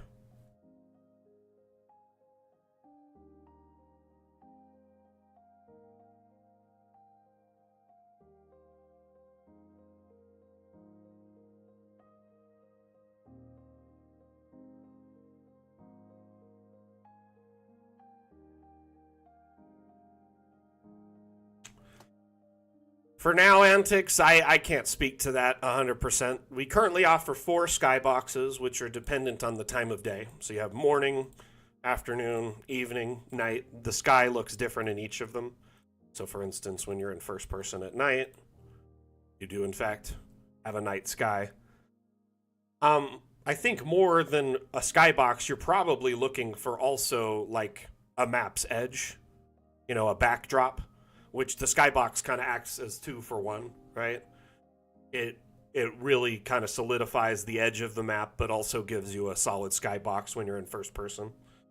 I don't know why this is lagging here. It's been a minute since I saved, so that could be the problem. So I guess what I'm getting at is, for one, I'm assuming you want this to better immerse your players when you're like recording or wandering around in first person. I'm assuming you might stream that to them. Oh goodness, we'll click wait. Anytime this pops up, DA says, hey, close or wait, just click wait. You don't want to lose your work, right? Oh, just wait. You had a boxer named Tulip? What kind of boxer was it? Was it a brindle or a fawn? But when you're in first person at night, you obviously have the night sky. The moon actually has an Easter egg on it. It has the initials of the creators of Dungeon Alchemist on it. I do wish during the day, though, that we had like clouds or something, anything, because it is a really dead skybox, just the sun. Some clouds would really add to the allure. Some mountains in the background, like even just drawn ones that repeat would be great. A lot of video games do that, like even Call of Duty and stuff like that. The very, very far backdrop mountains are like just images.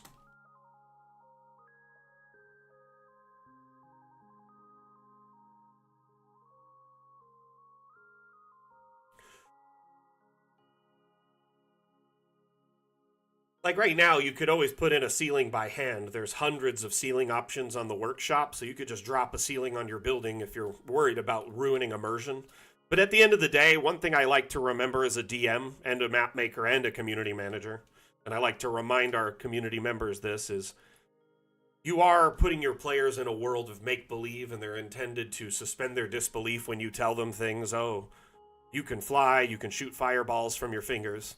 I think, at the end of the day, they're not going to give you too much guff for maybe a ceiling being missing in first person. They may ask you one time and you just go, oh, well, the tool is meant to be viewed in top down and I'm kind of using it a little bit different than intended.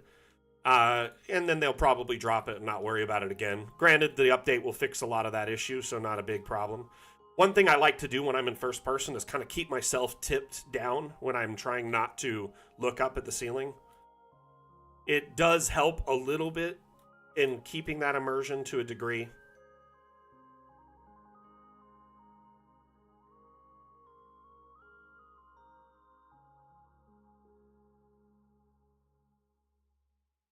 What's up, Ricky?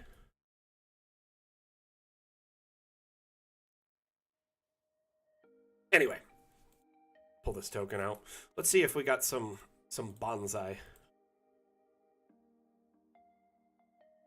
There's this bonsai plant we've got, so we could use that.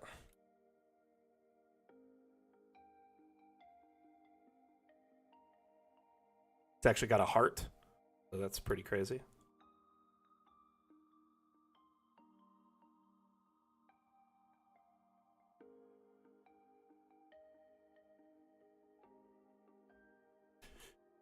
How are you doing, Ricky? What up? So you can download some bees from the workshop. I put these in here. They're just an object, and this has several states on it, so you can kind of... Oh, the bee is a little bug, though. It, like, changes size when you do that. But it has, like, all these different flight states you can kind of play around with. I'm pretty sure there are butterflies on the workshop. Let's look. Anytime we don't have something stock, I'll just immediately click the Steam Workshop tab and click Browse Assets. Because more often than not, if we don't have something stock, they'll likely have something in here to fill the void. But we added this tool to allow our community to kind of add this stuff in the interim while we fill in the object library of our own for our various updates. The bee is a little buggy because when you resize it, it automatically, or like when you change the play state, it bugs out and goes to a different state. I'm not sure why. We could also fill this place with butterflies. It'd be fun. So it's like what is a butterfly preserve or something?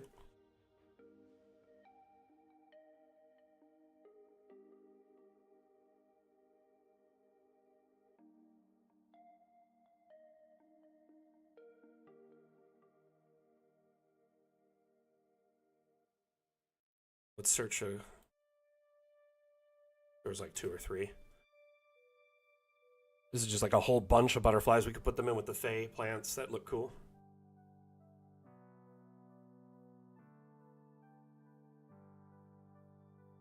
Uh-oh.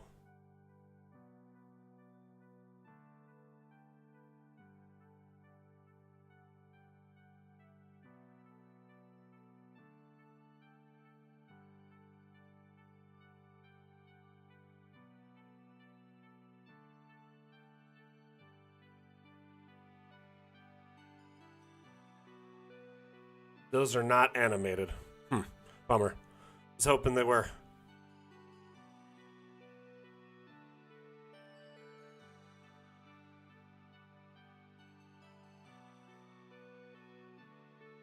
Let's try a separate word just in case. No. I was hoping. M for monarch. T for the monarch.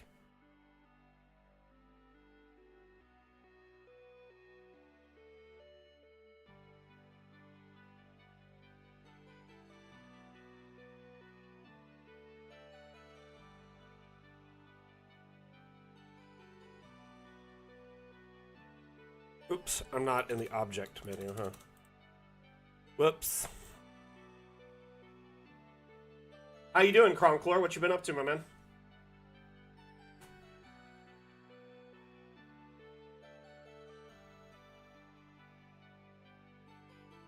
Got a cherry blossom bonsai. Bonsai. Put this like kind of in the...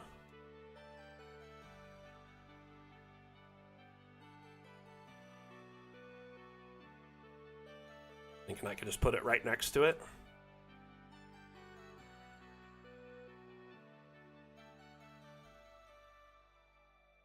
It's a nice little cherry blossom.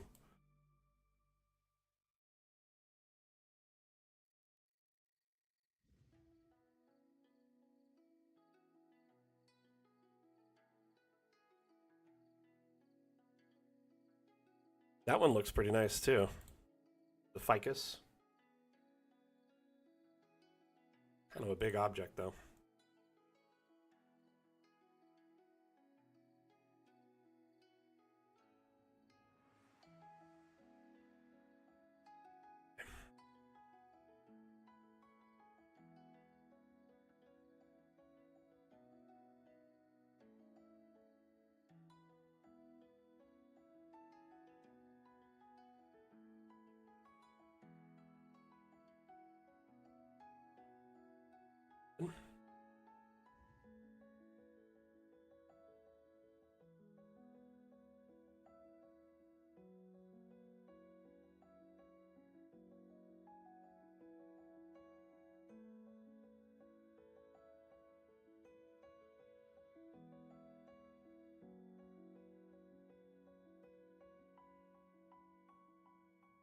Very cool.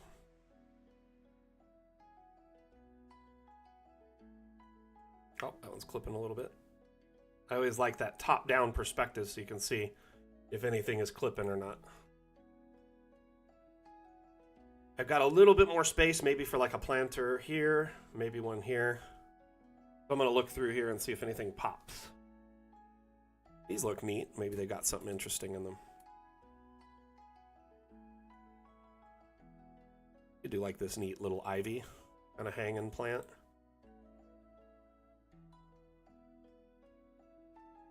See what other ones of those there are.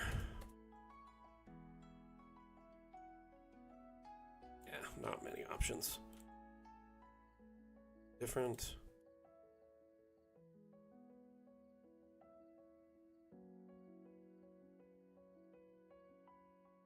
Hey, see you later, Primal. Have a good one.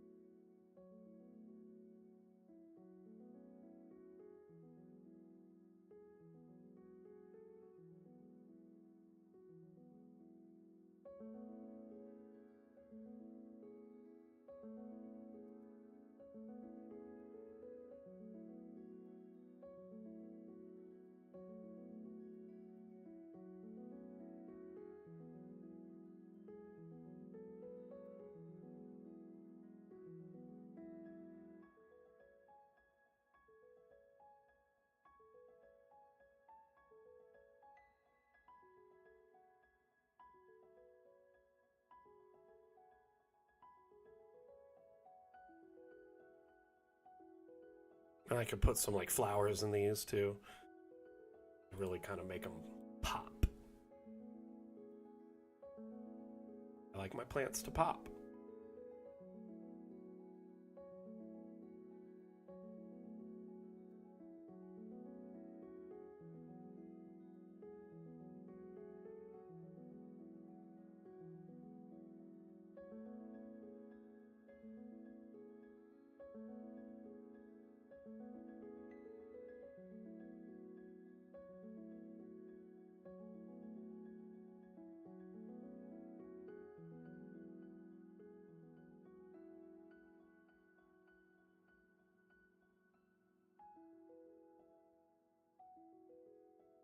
Ran games Monday through Saturday last week. Played on Thursday. It'll be never be enough. Jeez, Cronclor, man, that's some goals right there, man. Just don't overdo it, my friend.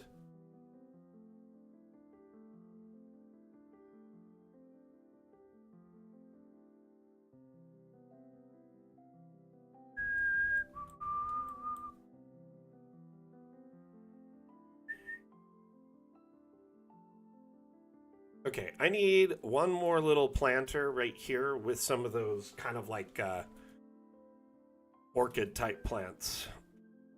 And then out here, I think I'm going to put a pond kind of by the entry. And then over here, I was going to put one more planter with like some sunflowers on it or something.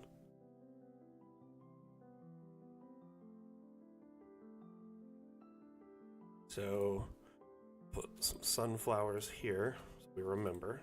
And we'll put the orchid over here, because it's going to be on top of the pond with a lily pad. Like, I guess we could just do the lily pad with a flower. Yeah, that's what I was thinking, is a little koi duck pond. I put a few water features on the map, but it's always good. Like, we've got, like, here, there's a little fountain. There's a couple fountains, and then over here we have what we call the pizza pond. It's got some koi in it, some turtles, a frog.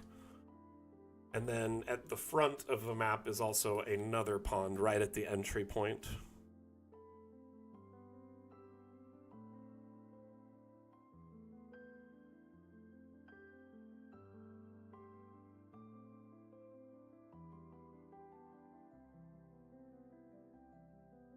Excuse me.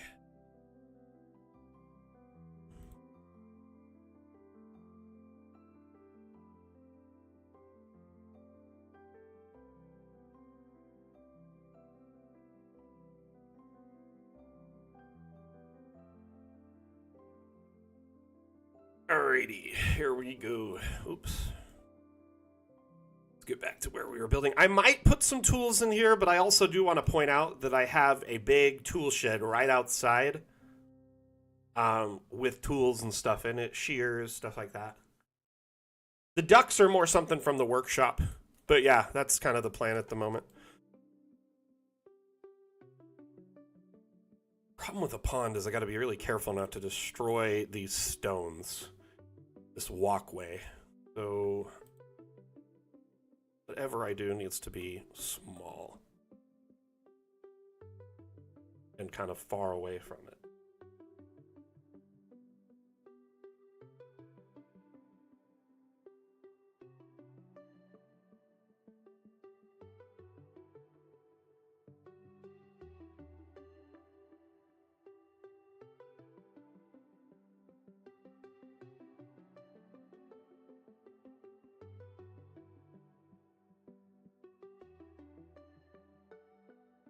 As close as I want it to the edge so I could put like a fence or something, maybe a little dock or something down in it. A little walkway to go down to the pond.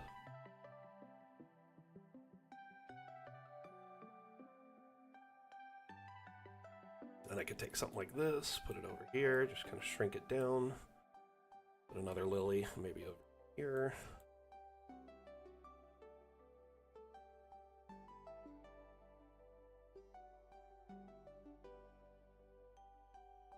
And I'm thinking we could take some terrain paint, because it looks really awkward with just stone on the side. You can kind of paint it down the walls here, if you're really close to the edge of it, so it doesn't get all the grass above. And even kind of mix in some darker. Actually, the darker looks a lot better, because it just kind of looks muddy along the edge here.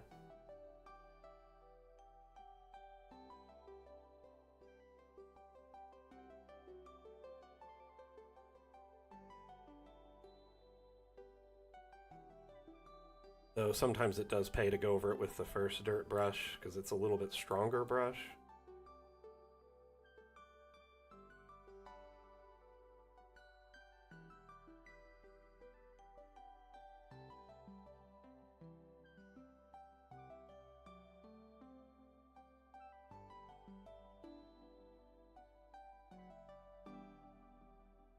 Okay.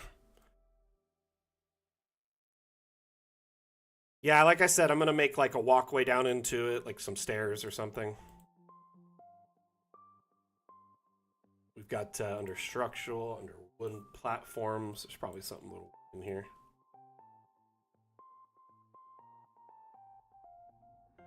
EA is.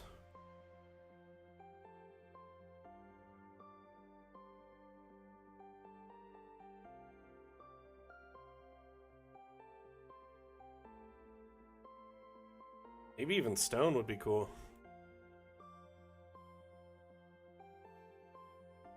But I could do like something like this. It's not overly fancy. And then I can attach like a dock piece up to it and it goes down into the water, make it a little bit smaller. Be like one of these.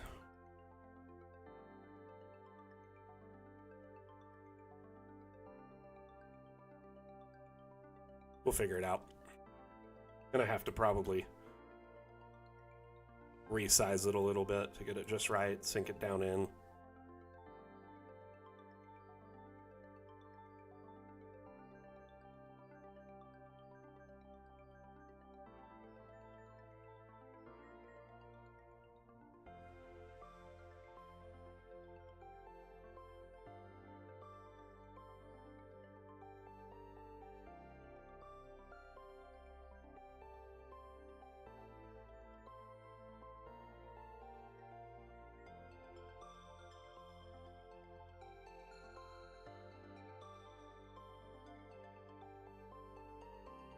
Something like that, maybe.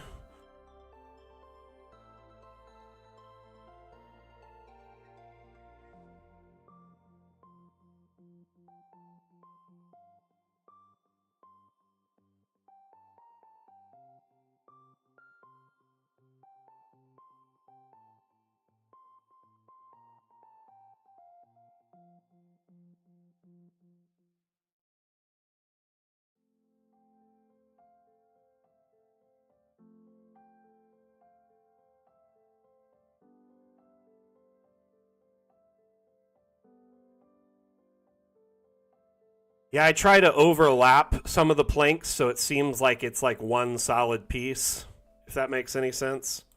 Kind of tricky to do. Just takes some practice to get just right. And then sizing is kind of the other problem. You got to get it to overlap it just right. Then it makes it feel like like it's one solid piece of work. That one's way too tall, though. Fortunately, that's probably all going to just be that.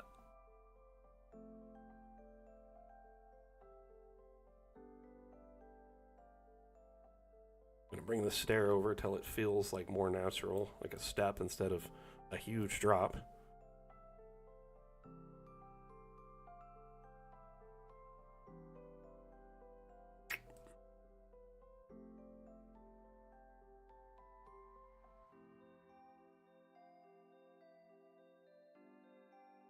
Anyway. Thinking of some fence around this.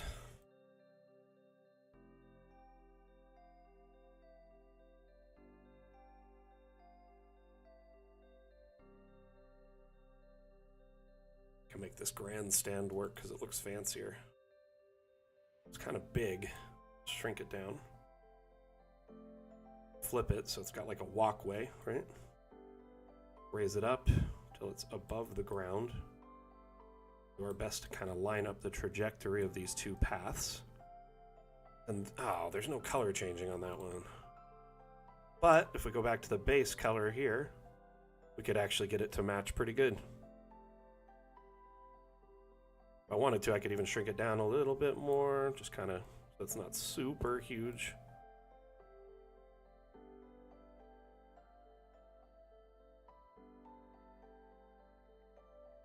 I like that one a lot.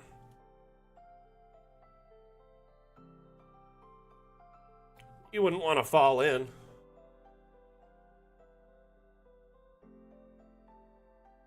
So water at different heights will be in the Water Worlds update. Unfortunately, I built his home kind of up on a terrace above most everything else in the map, so as a result, the water is much lower. I could try and fix it using some tricks, but I actually like that it's kind of a sunken pond. Doesn't bother me that much.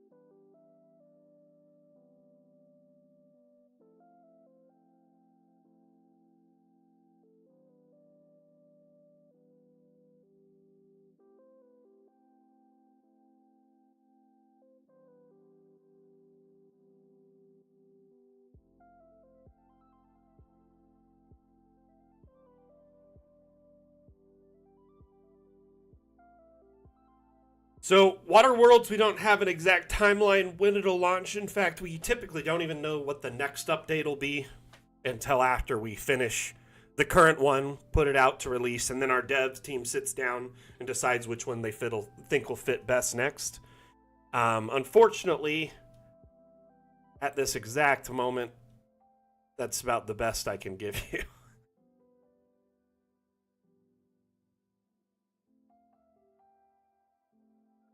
So we know Fun with Objects is the next update, and then after that, it'll be in no particular order.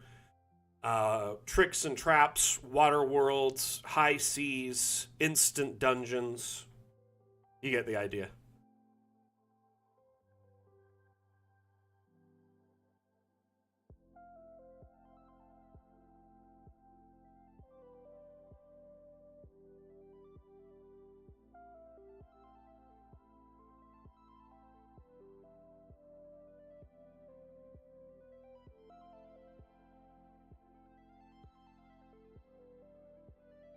Put a duck there or something.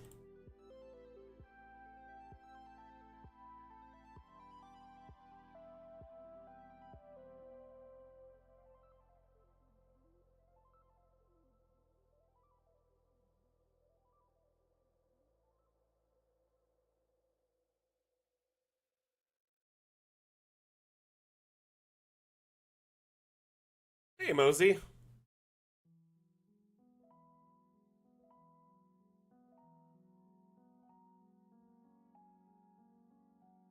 So, Mary, we have quite a few updates planned for our roadmap.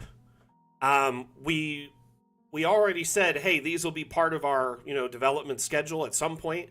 Just we don't know where they'll plug in. Most likely, though, things like high seas and instant dungeons will be last because they require a much more developed AI and a lot more objects to fully function. So I wouldn't plan on those, right away.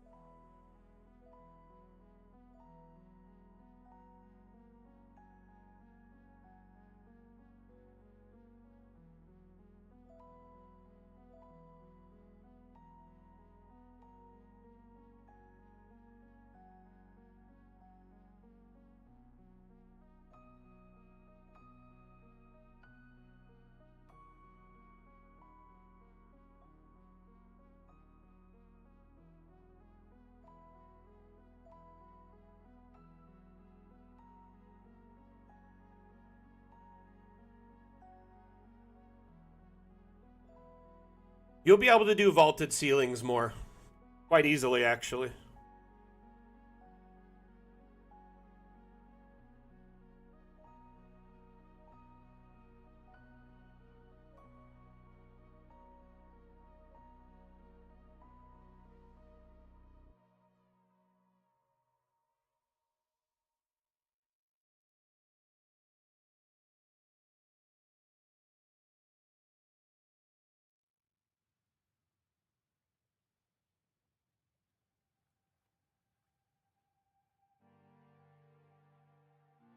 Darn rock.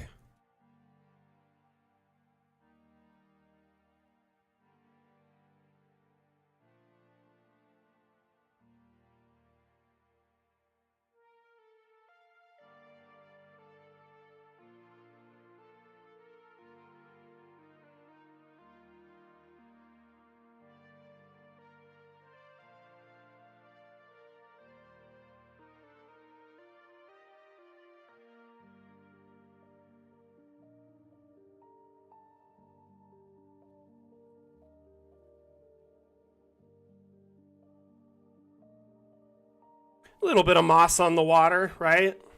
Not gonna hurt anyone. Got some ducks. Could put them in the water, but I like them on the little island here. Staying dry,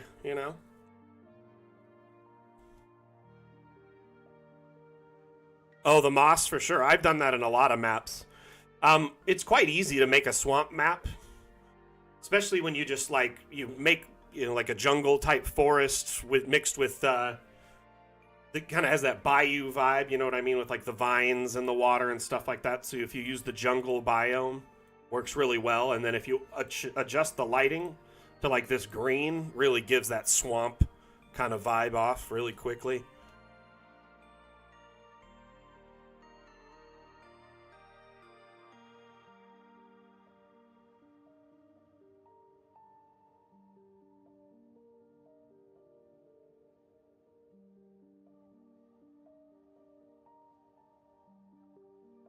So I want to put like fencing around this so it's safe, right?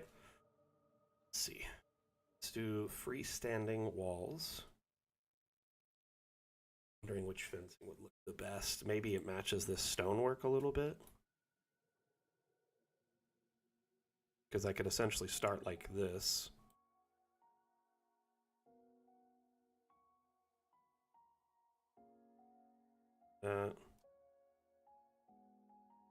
Here I can just start an angled piece.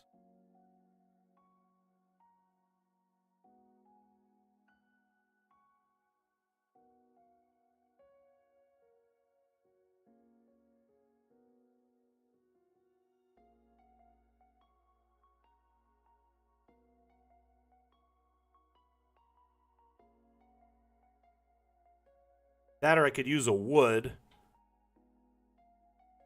to match kind of like the dock piece.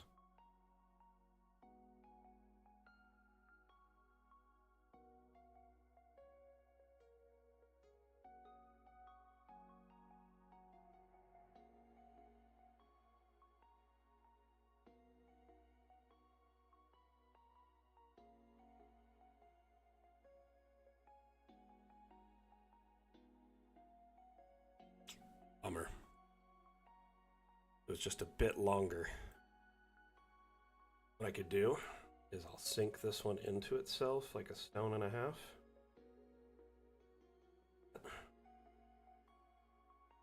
Same thing one time.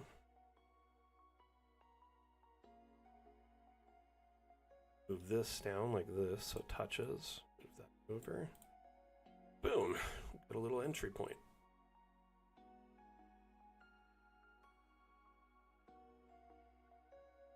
I could put like a pillar or a lamp or post or something like that right there. I don't know though, kind of want to make it all... It's kind of tall. Let me look through all the options here. Maybe I'll pick something different that I like more. Because this matches the sort of stuff on that, right? Color-wise. Let's pull one of these off and just see what this looks like. Sink it down, of course. But that looks so much more like down to earth and simple. What else do we got?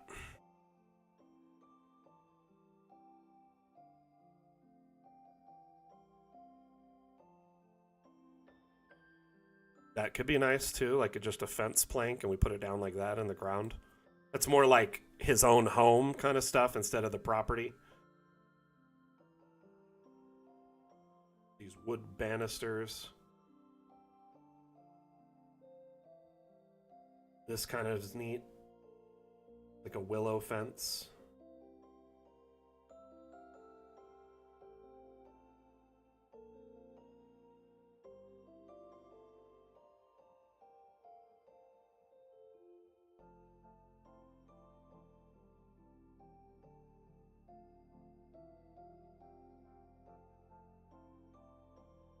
That could work too.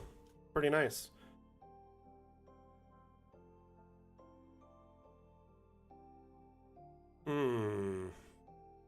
Hey, Moore, are you still here, bud? Let me show you that some vaulted ceiling stuff, if you're interested. I've got a clip showing how you can kind of make, like, mezzanines, balconies, or you can even just get rid of the floor in the center room area and just do a whole vaulted space.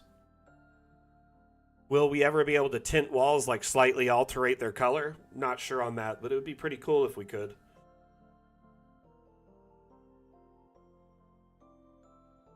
It would be cool if the hue slider was available on walls and doors. Just give you more options. I also would love a color picker on the tent walls. Because, like, the freestanding tent walls have every color imaginable, but on the, like, the walls for, you know, just the room walls, the tent walls don't have any color options. I'll you know what? I'll write that down, see if I can bring it up with Wim.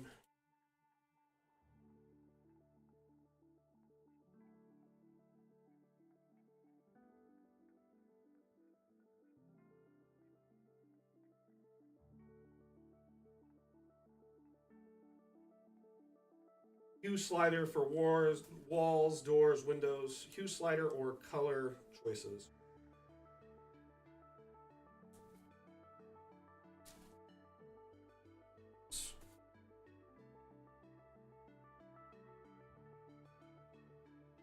$17.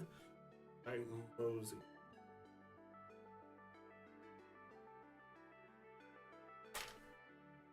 Okay, we got you. Let's put this clip on repeat, though, so you could see vaulted ceilings here. So more, this is a great example of like a vaulted option. So we have pillars. The pillars will dynamically extend to the roof's height. So if you have a pillar in a room, it'll dynamically extend to that height. Staircases, when they're put in a room or added to a room or generated in a room, they dynamically cut into the room above them to add like an access point. And then lastly, you could build like balconies inside, or you could just have a huge vaulted room that's like 3 stories tall. Alternatively, exterior balconies or interior mezzanines. So quite a bit of options.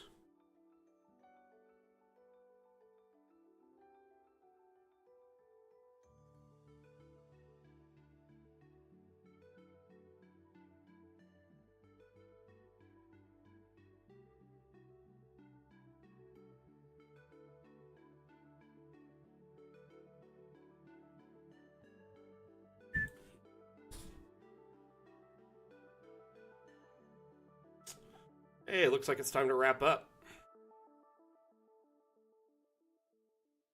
Need to decide which fence I'm going to use. These 2 styles match that docked piece. So I think I'm going to do that. While I love this fence, I think he's a little bit more of an artisan. I'll try this one first. Have it rotate. Just delete these.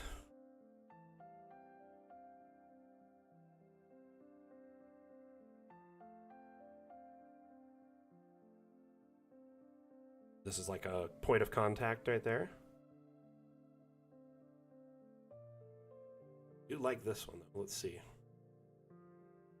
You can just sink it a little bit. It's not too bad.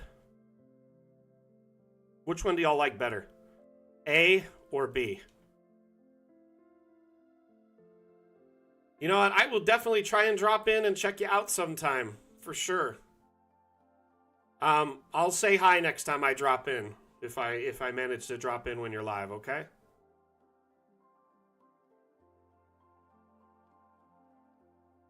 Make sure you drop your link when you go live like you normally do. That way I can try my best to tune in.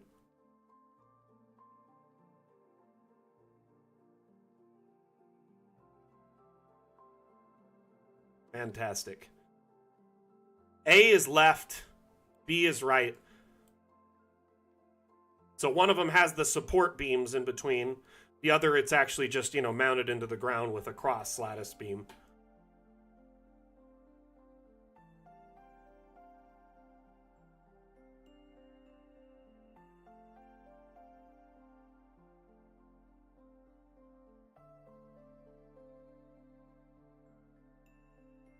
So this one's B on the right. It will not have any pillars other than this one end piece. But it seems so much more handcrafty.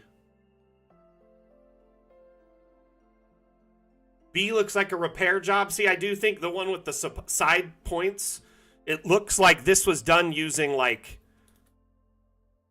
notching. So they put like a notch in and threaded it in, and then it's obviously tamped into the ground quite a bit. So yeah, I'm going to do this.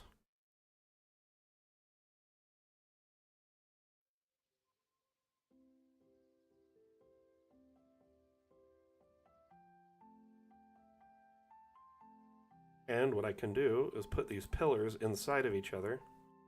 And I'm also going to probably bring the edge up just a little bit to it, so it's not like inches away from falling in.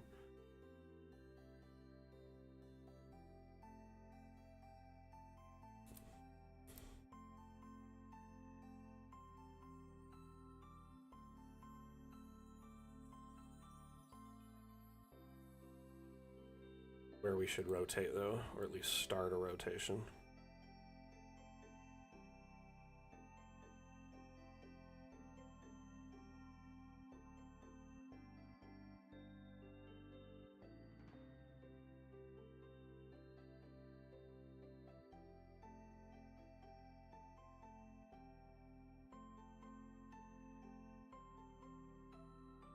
Nope, too far out. The only part I don't like is where the pillars meet up and overlap. I might just do them separated like that. Let's see, what does it look like if I start that all the way down here?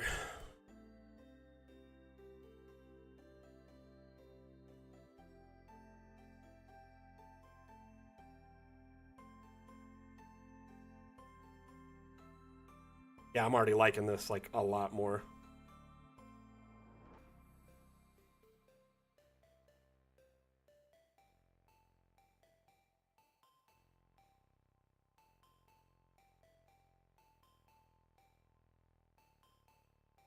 Just gives me a lot more freedom if they don't have to perfectly overlap.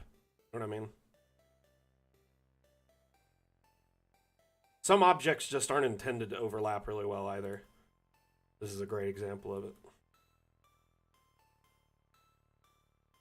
I could do that, yeah. Like a rounded post in those sections. Like a bollard or something on top where they connect. It's okay though. This looks pretty good. I'm not upset with it. I think it's nice.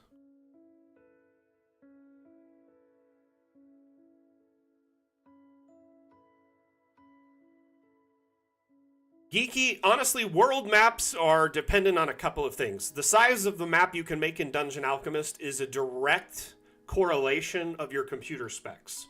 So the more powerful your computer is, the larger of a map you can make, or more detailed or more animated map you can make, right? So for instance, this map I'm making right now is 82 by 82.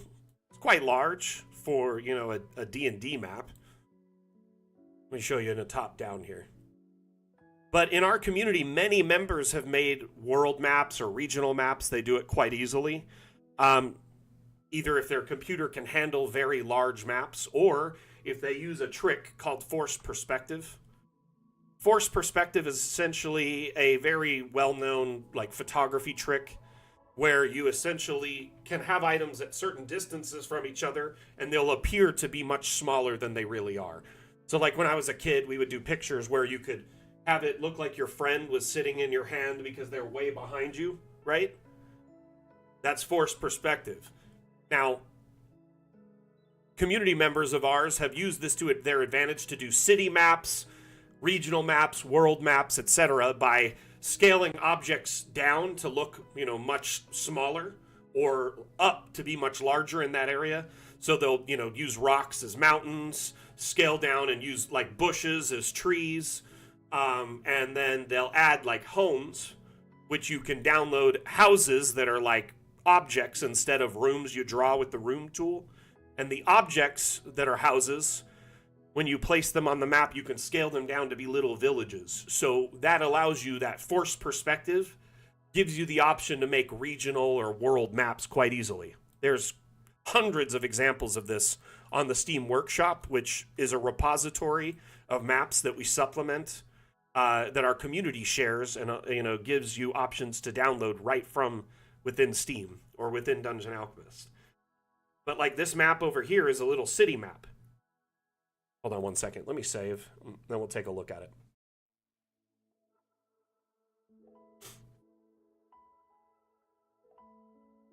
By little, actually, it's quite a large city. There's hundreds of homes. It's probably thousands of people live there. So, in reality, it's quite an interesting map. You taking off, Chim? We'll see you around.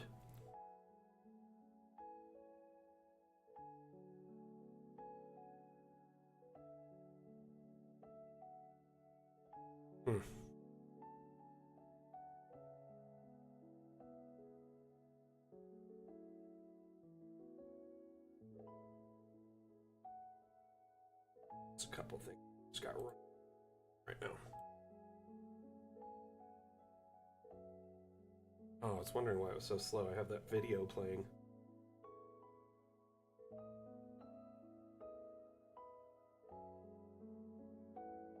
So this map is a great example of like a regional or a city map, and you could scale this up or down, do like little pockets of buildings, and then just have it be like a small city far away. This is more of a regional or a local map, but you get the idea of how forced perspective can really start to give you the feeling of a massive city.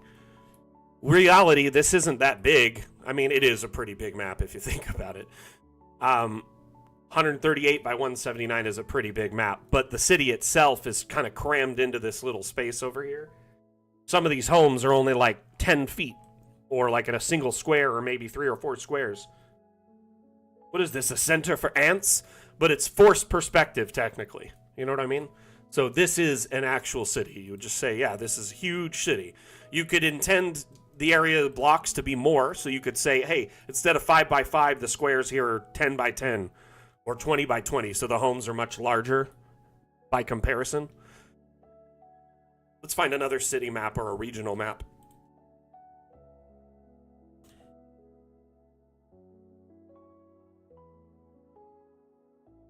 Could be.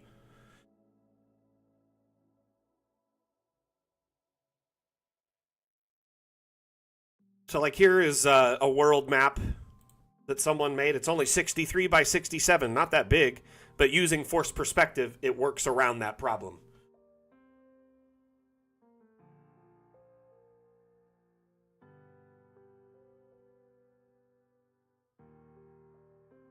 We'll just take a look at one more of these maps. We'll go look into the cemetery map. We'll wrap up right after that. Atlam, if you got to take off, I understand.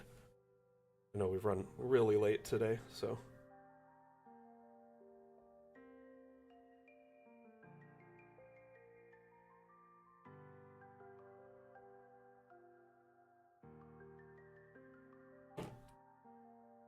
So if you look at this map in an overall perspective, here, let's turn off the grid.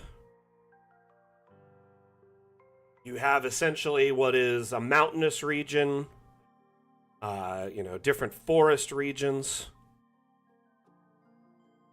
roads kind of linking, rivers linking areas. Could be just a vast plains here. Not sure what these black ones are, but they kind of look like a black forest maybe. Yeah. So this person just used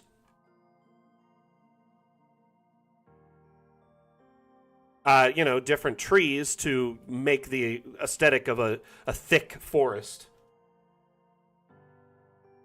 Forced perspective's kind of tricky, and it takes some practice to get right. Another thing that helps, I'm going to turn up the quality here, but when you have the quality on low, you can make larger maps much easier, But when I turn the quality up, it adds a lot of detail to this. You could really go in and, like, here, we could add, like, a village. Here's one village there, right? That one's kind of a smaller village. We could maybe add, like, something at the mouth of this to simulate, like, a dwarven city or kingdom, Like a little mausoleum at the entrance here. Turn off the collisions. Sink it into it. Have it, like, match that little entry point.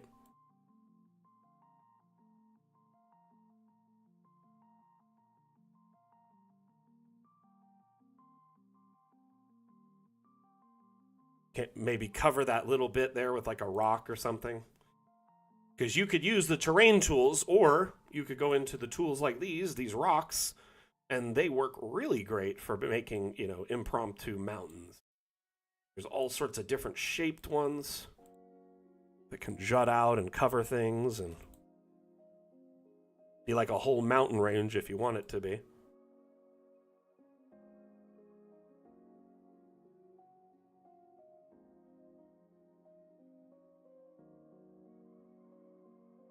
So all I'm doing is scaling up like rocks and putting them on this terrain to make it look more like kind of a unique mountain range, right?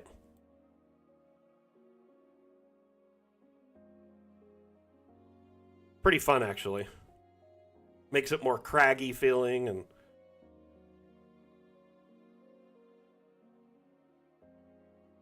it's really a matter of personal preference, too. You don't have to do this. But in forced perspective builds, I think it adds a lot of detail to the map. That's kind of one thing that this map could use some more of. Now let's look at this. So instead of it kind of more washed out, it looks more like a actual mountain range with huge rocks.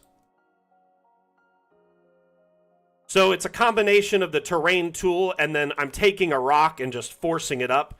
These trees are far smaller than they would normally be. Here, let's turn on the grid so you can see. Let's just place like a normal tree. So it's like almost 5 times the size of these trees. They definitely scaled them down. But here it feels like, oh, you've got a dwarven kingdom at the mouth of this area here. We've got a little village here. There's a big lake. We could add some rivers and offshoot lakes and more forests. You could add desert. What I recommend, though, to start with, start in the grasslands terrain because it has the most brushes, right? So over here, like, we could add a desert to kind of mix and match.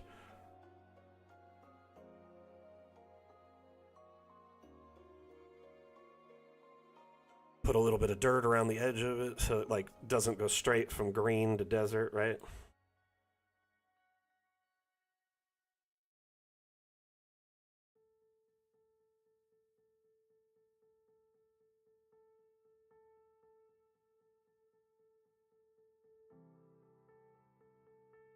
So it's all just a matter of like getting creative with the tools available. Could add some dunes into this. Now when we go to that extended up top view, we have, oh. Yeah, the universal scaling in the next update that we're adding is a new feature that will save a lot of time with this. Because you could set all the objects to much smaller or much larger, and then in just like a click, it's good to go. All the objects will be kind of scaled universally within the menu, saving you a tremendous amount of time. Here, let's turn that on so you can see that. But this will definitely be a great tool towards that end. So in the menu, in the object menu, will be an advanced menu, and you could go through and essentially set that object scaling to be either every object will be 200% of the normal scale or down to 50%. So anywhere between 50% and 200%. And then the objects will all be that size. So this is great if you're doing like a little halfling, house, or you could definitely make a country or a regional map, Guillermo, but it does take some practice. Everything in here is much smaller than its normal size. Like this is just houses from the workshop scaled down to look really tiny, if that makes any sense. Can get a little tricky because it's hard to make like roads and stuff. But yeah, the scaling objects will be perfect for halfling, giant houses, stuff like that, or even builds like this where you're doing forced perspective. Oh my gosh, y'all want to see one of the craziest overworld maps?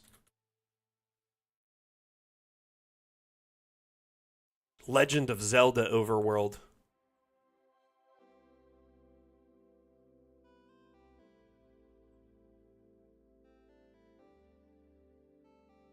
We're going to show this last map and then we're going to call it quits, okay? If you have any more questions before we wrap up, now's the time. Steam, TikTok, YouTube, Facebook, Twitter, Twitch. If y'all have any questions, now is the time. So if you have any AMA type questions related to Dungeon Alchemist, the sale, our development, anything like that, let me know and I will do my best to provide assistance before we wrap up. Ocarina of Time, this was before Ocarina of Time's time. Ocarina of Time is crazy how old it is now, but this would be Legend of Zelda, so like the original NES map. The old gold cartridge for the Nintendo Entertainment System. Let's get up to the top-down view so you could kind of see. It's a massive map.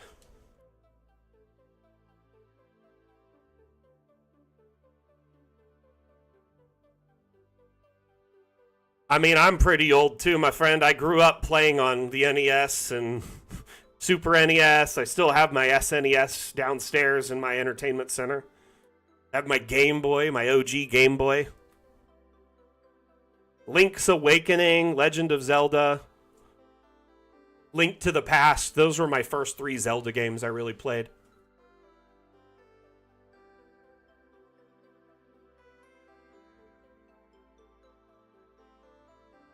I mean, our default scaling for objects is much higher than normal, than it should be.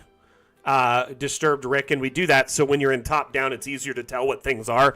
Like a water bladder clearly isn't 5x5, but if it isn't, sometimes it's hard to tell what it is when it's just sitting there, right? But yeah, this is like straight up Zelda. So we had to make some creative choices to allow you to still be able to see what the maps or what's in your map.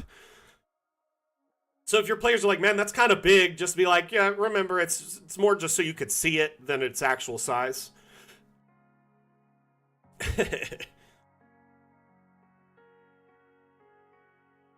Hey, Mosey, thank you for being here. Should be a late night stream in the next 2 days, either tonight or tomorrow night, so hopefully catch you. All right, everyone, it is time for me to wrap up. We've actually ran 35 minutes late today, so I need to end the stream. Thank you, everyone, for being here, for hanging out. Had a lot of fun with you. Mapmaker Monday is always a blast. If you enjoyed the stream today, can you please do me a favor and make sure you click interested on our stream event in Discord and follow the stream wherever you're watching or subscribe.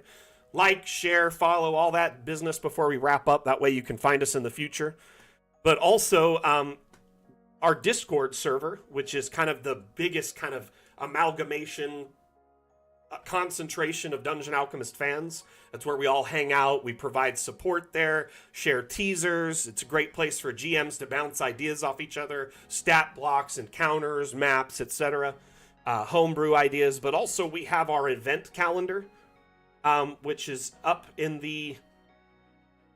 in the Discord, and there's all these different events listed there, including this particular stream. Here, I'll drop it in the multi-chat. One moment.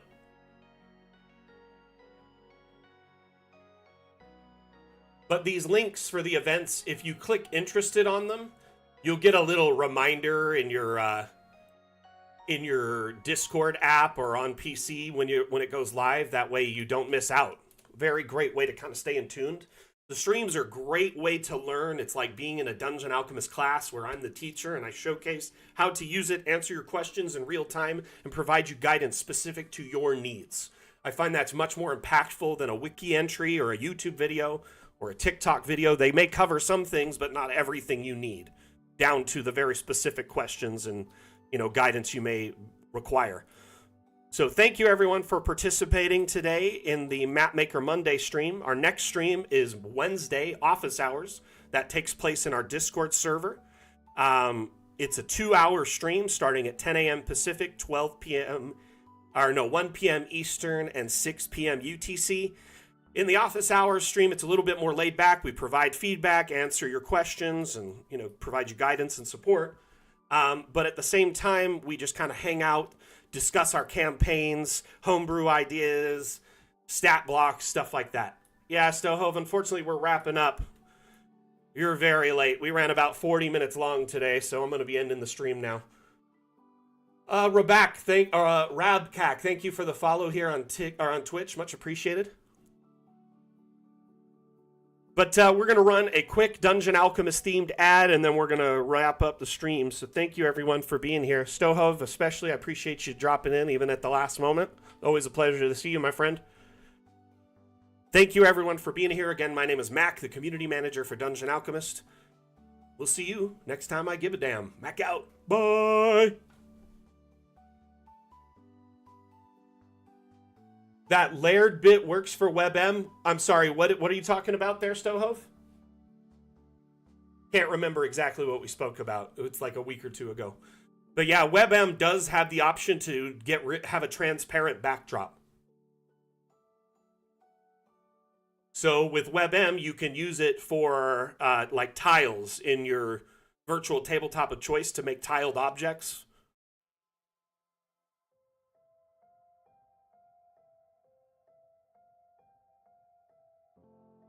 All right, let's run that ad really quick. You stand before the long, dark road to the fabled realm of Doyak Ta, and before... What do we see? I don't know, a goblin. I kill him! But before she does, I, Gilliam of Firth, demand to know the goblin's name. Hi, my name is Woblin. Where do you live there, Woblin? I don't think that's relevant. Well, but I, Gilliam of Firth, demand to seek the goblin's abode. Clever, find family, kill entire bloodline. I like it. Seriously, we're doing this? well, won't be needing that anymore, will I? Ever get caught by your players with your pants down? Dungeon Alchemist lets you create wonderful maps for any encounter in seconds. Oh, Woblin, that's a very impressive cheese collection you've got there.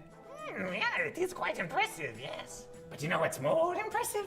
This map I have to the Fabled realm of Goyak-Ta. Please take it and leave. Close the door behind you. Mr. Woblin, I cannot help but notice that you have a secret tunnel underneath your cabinet. Care to explain? Download Dungeon Alchemist, the AI-powered mapmaker, on Steam today.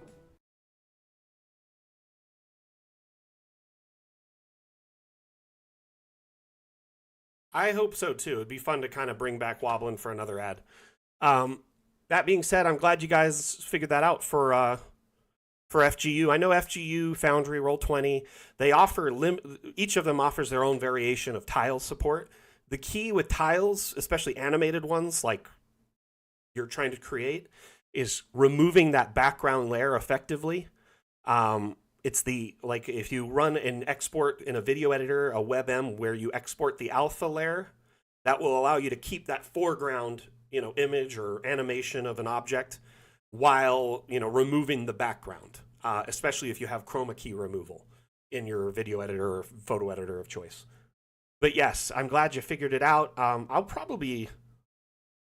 really hoping that we address this in the future, but in the interim, I might make like a simple tutorial video or wiki entry guiding how to do that, at least with my video editor. Every video editor is different, though. That's the problem, is I can't really effectively teach everyone every video editing program. I don't own them all. I don't know how to use them all. You know what I mean? It's kind of like essentially knowing how to specifically use every tool out there, and I can't do that, so I can kind of teach you the basics, and that's about it. But anyway, especially when it comes to other video editing programs. But thank you so much, everyone, for being here. I had so much fun hanging out with you all. Mapmaker Monday is always a blast. Like I said, we'll be back Wednesday with the office hour stream that is exclusive to our Discord, so it will not be a multi-stream.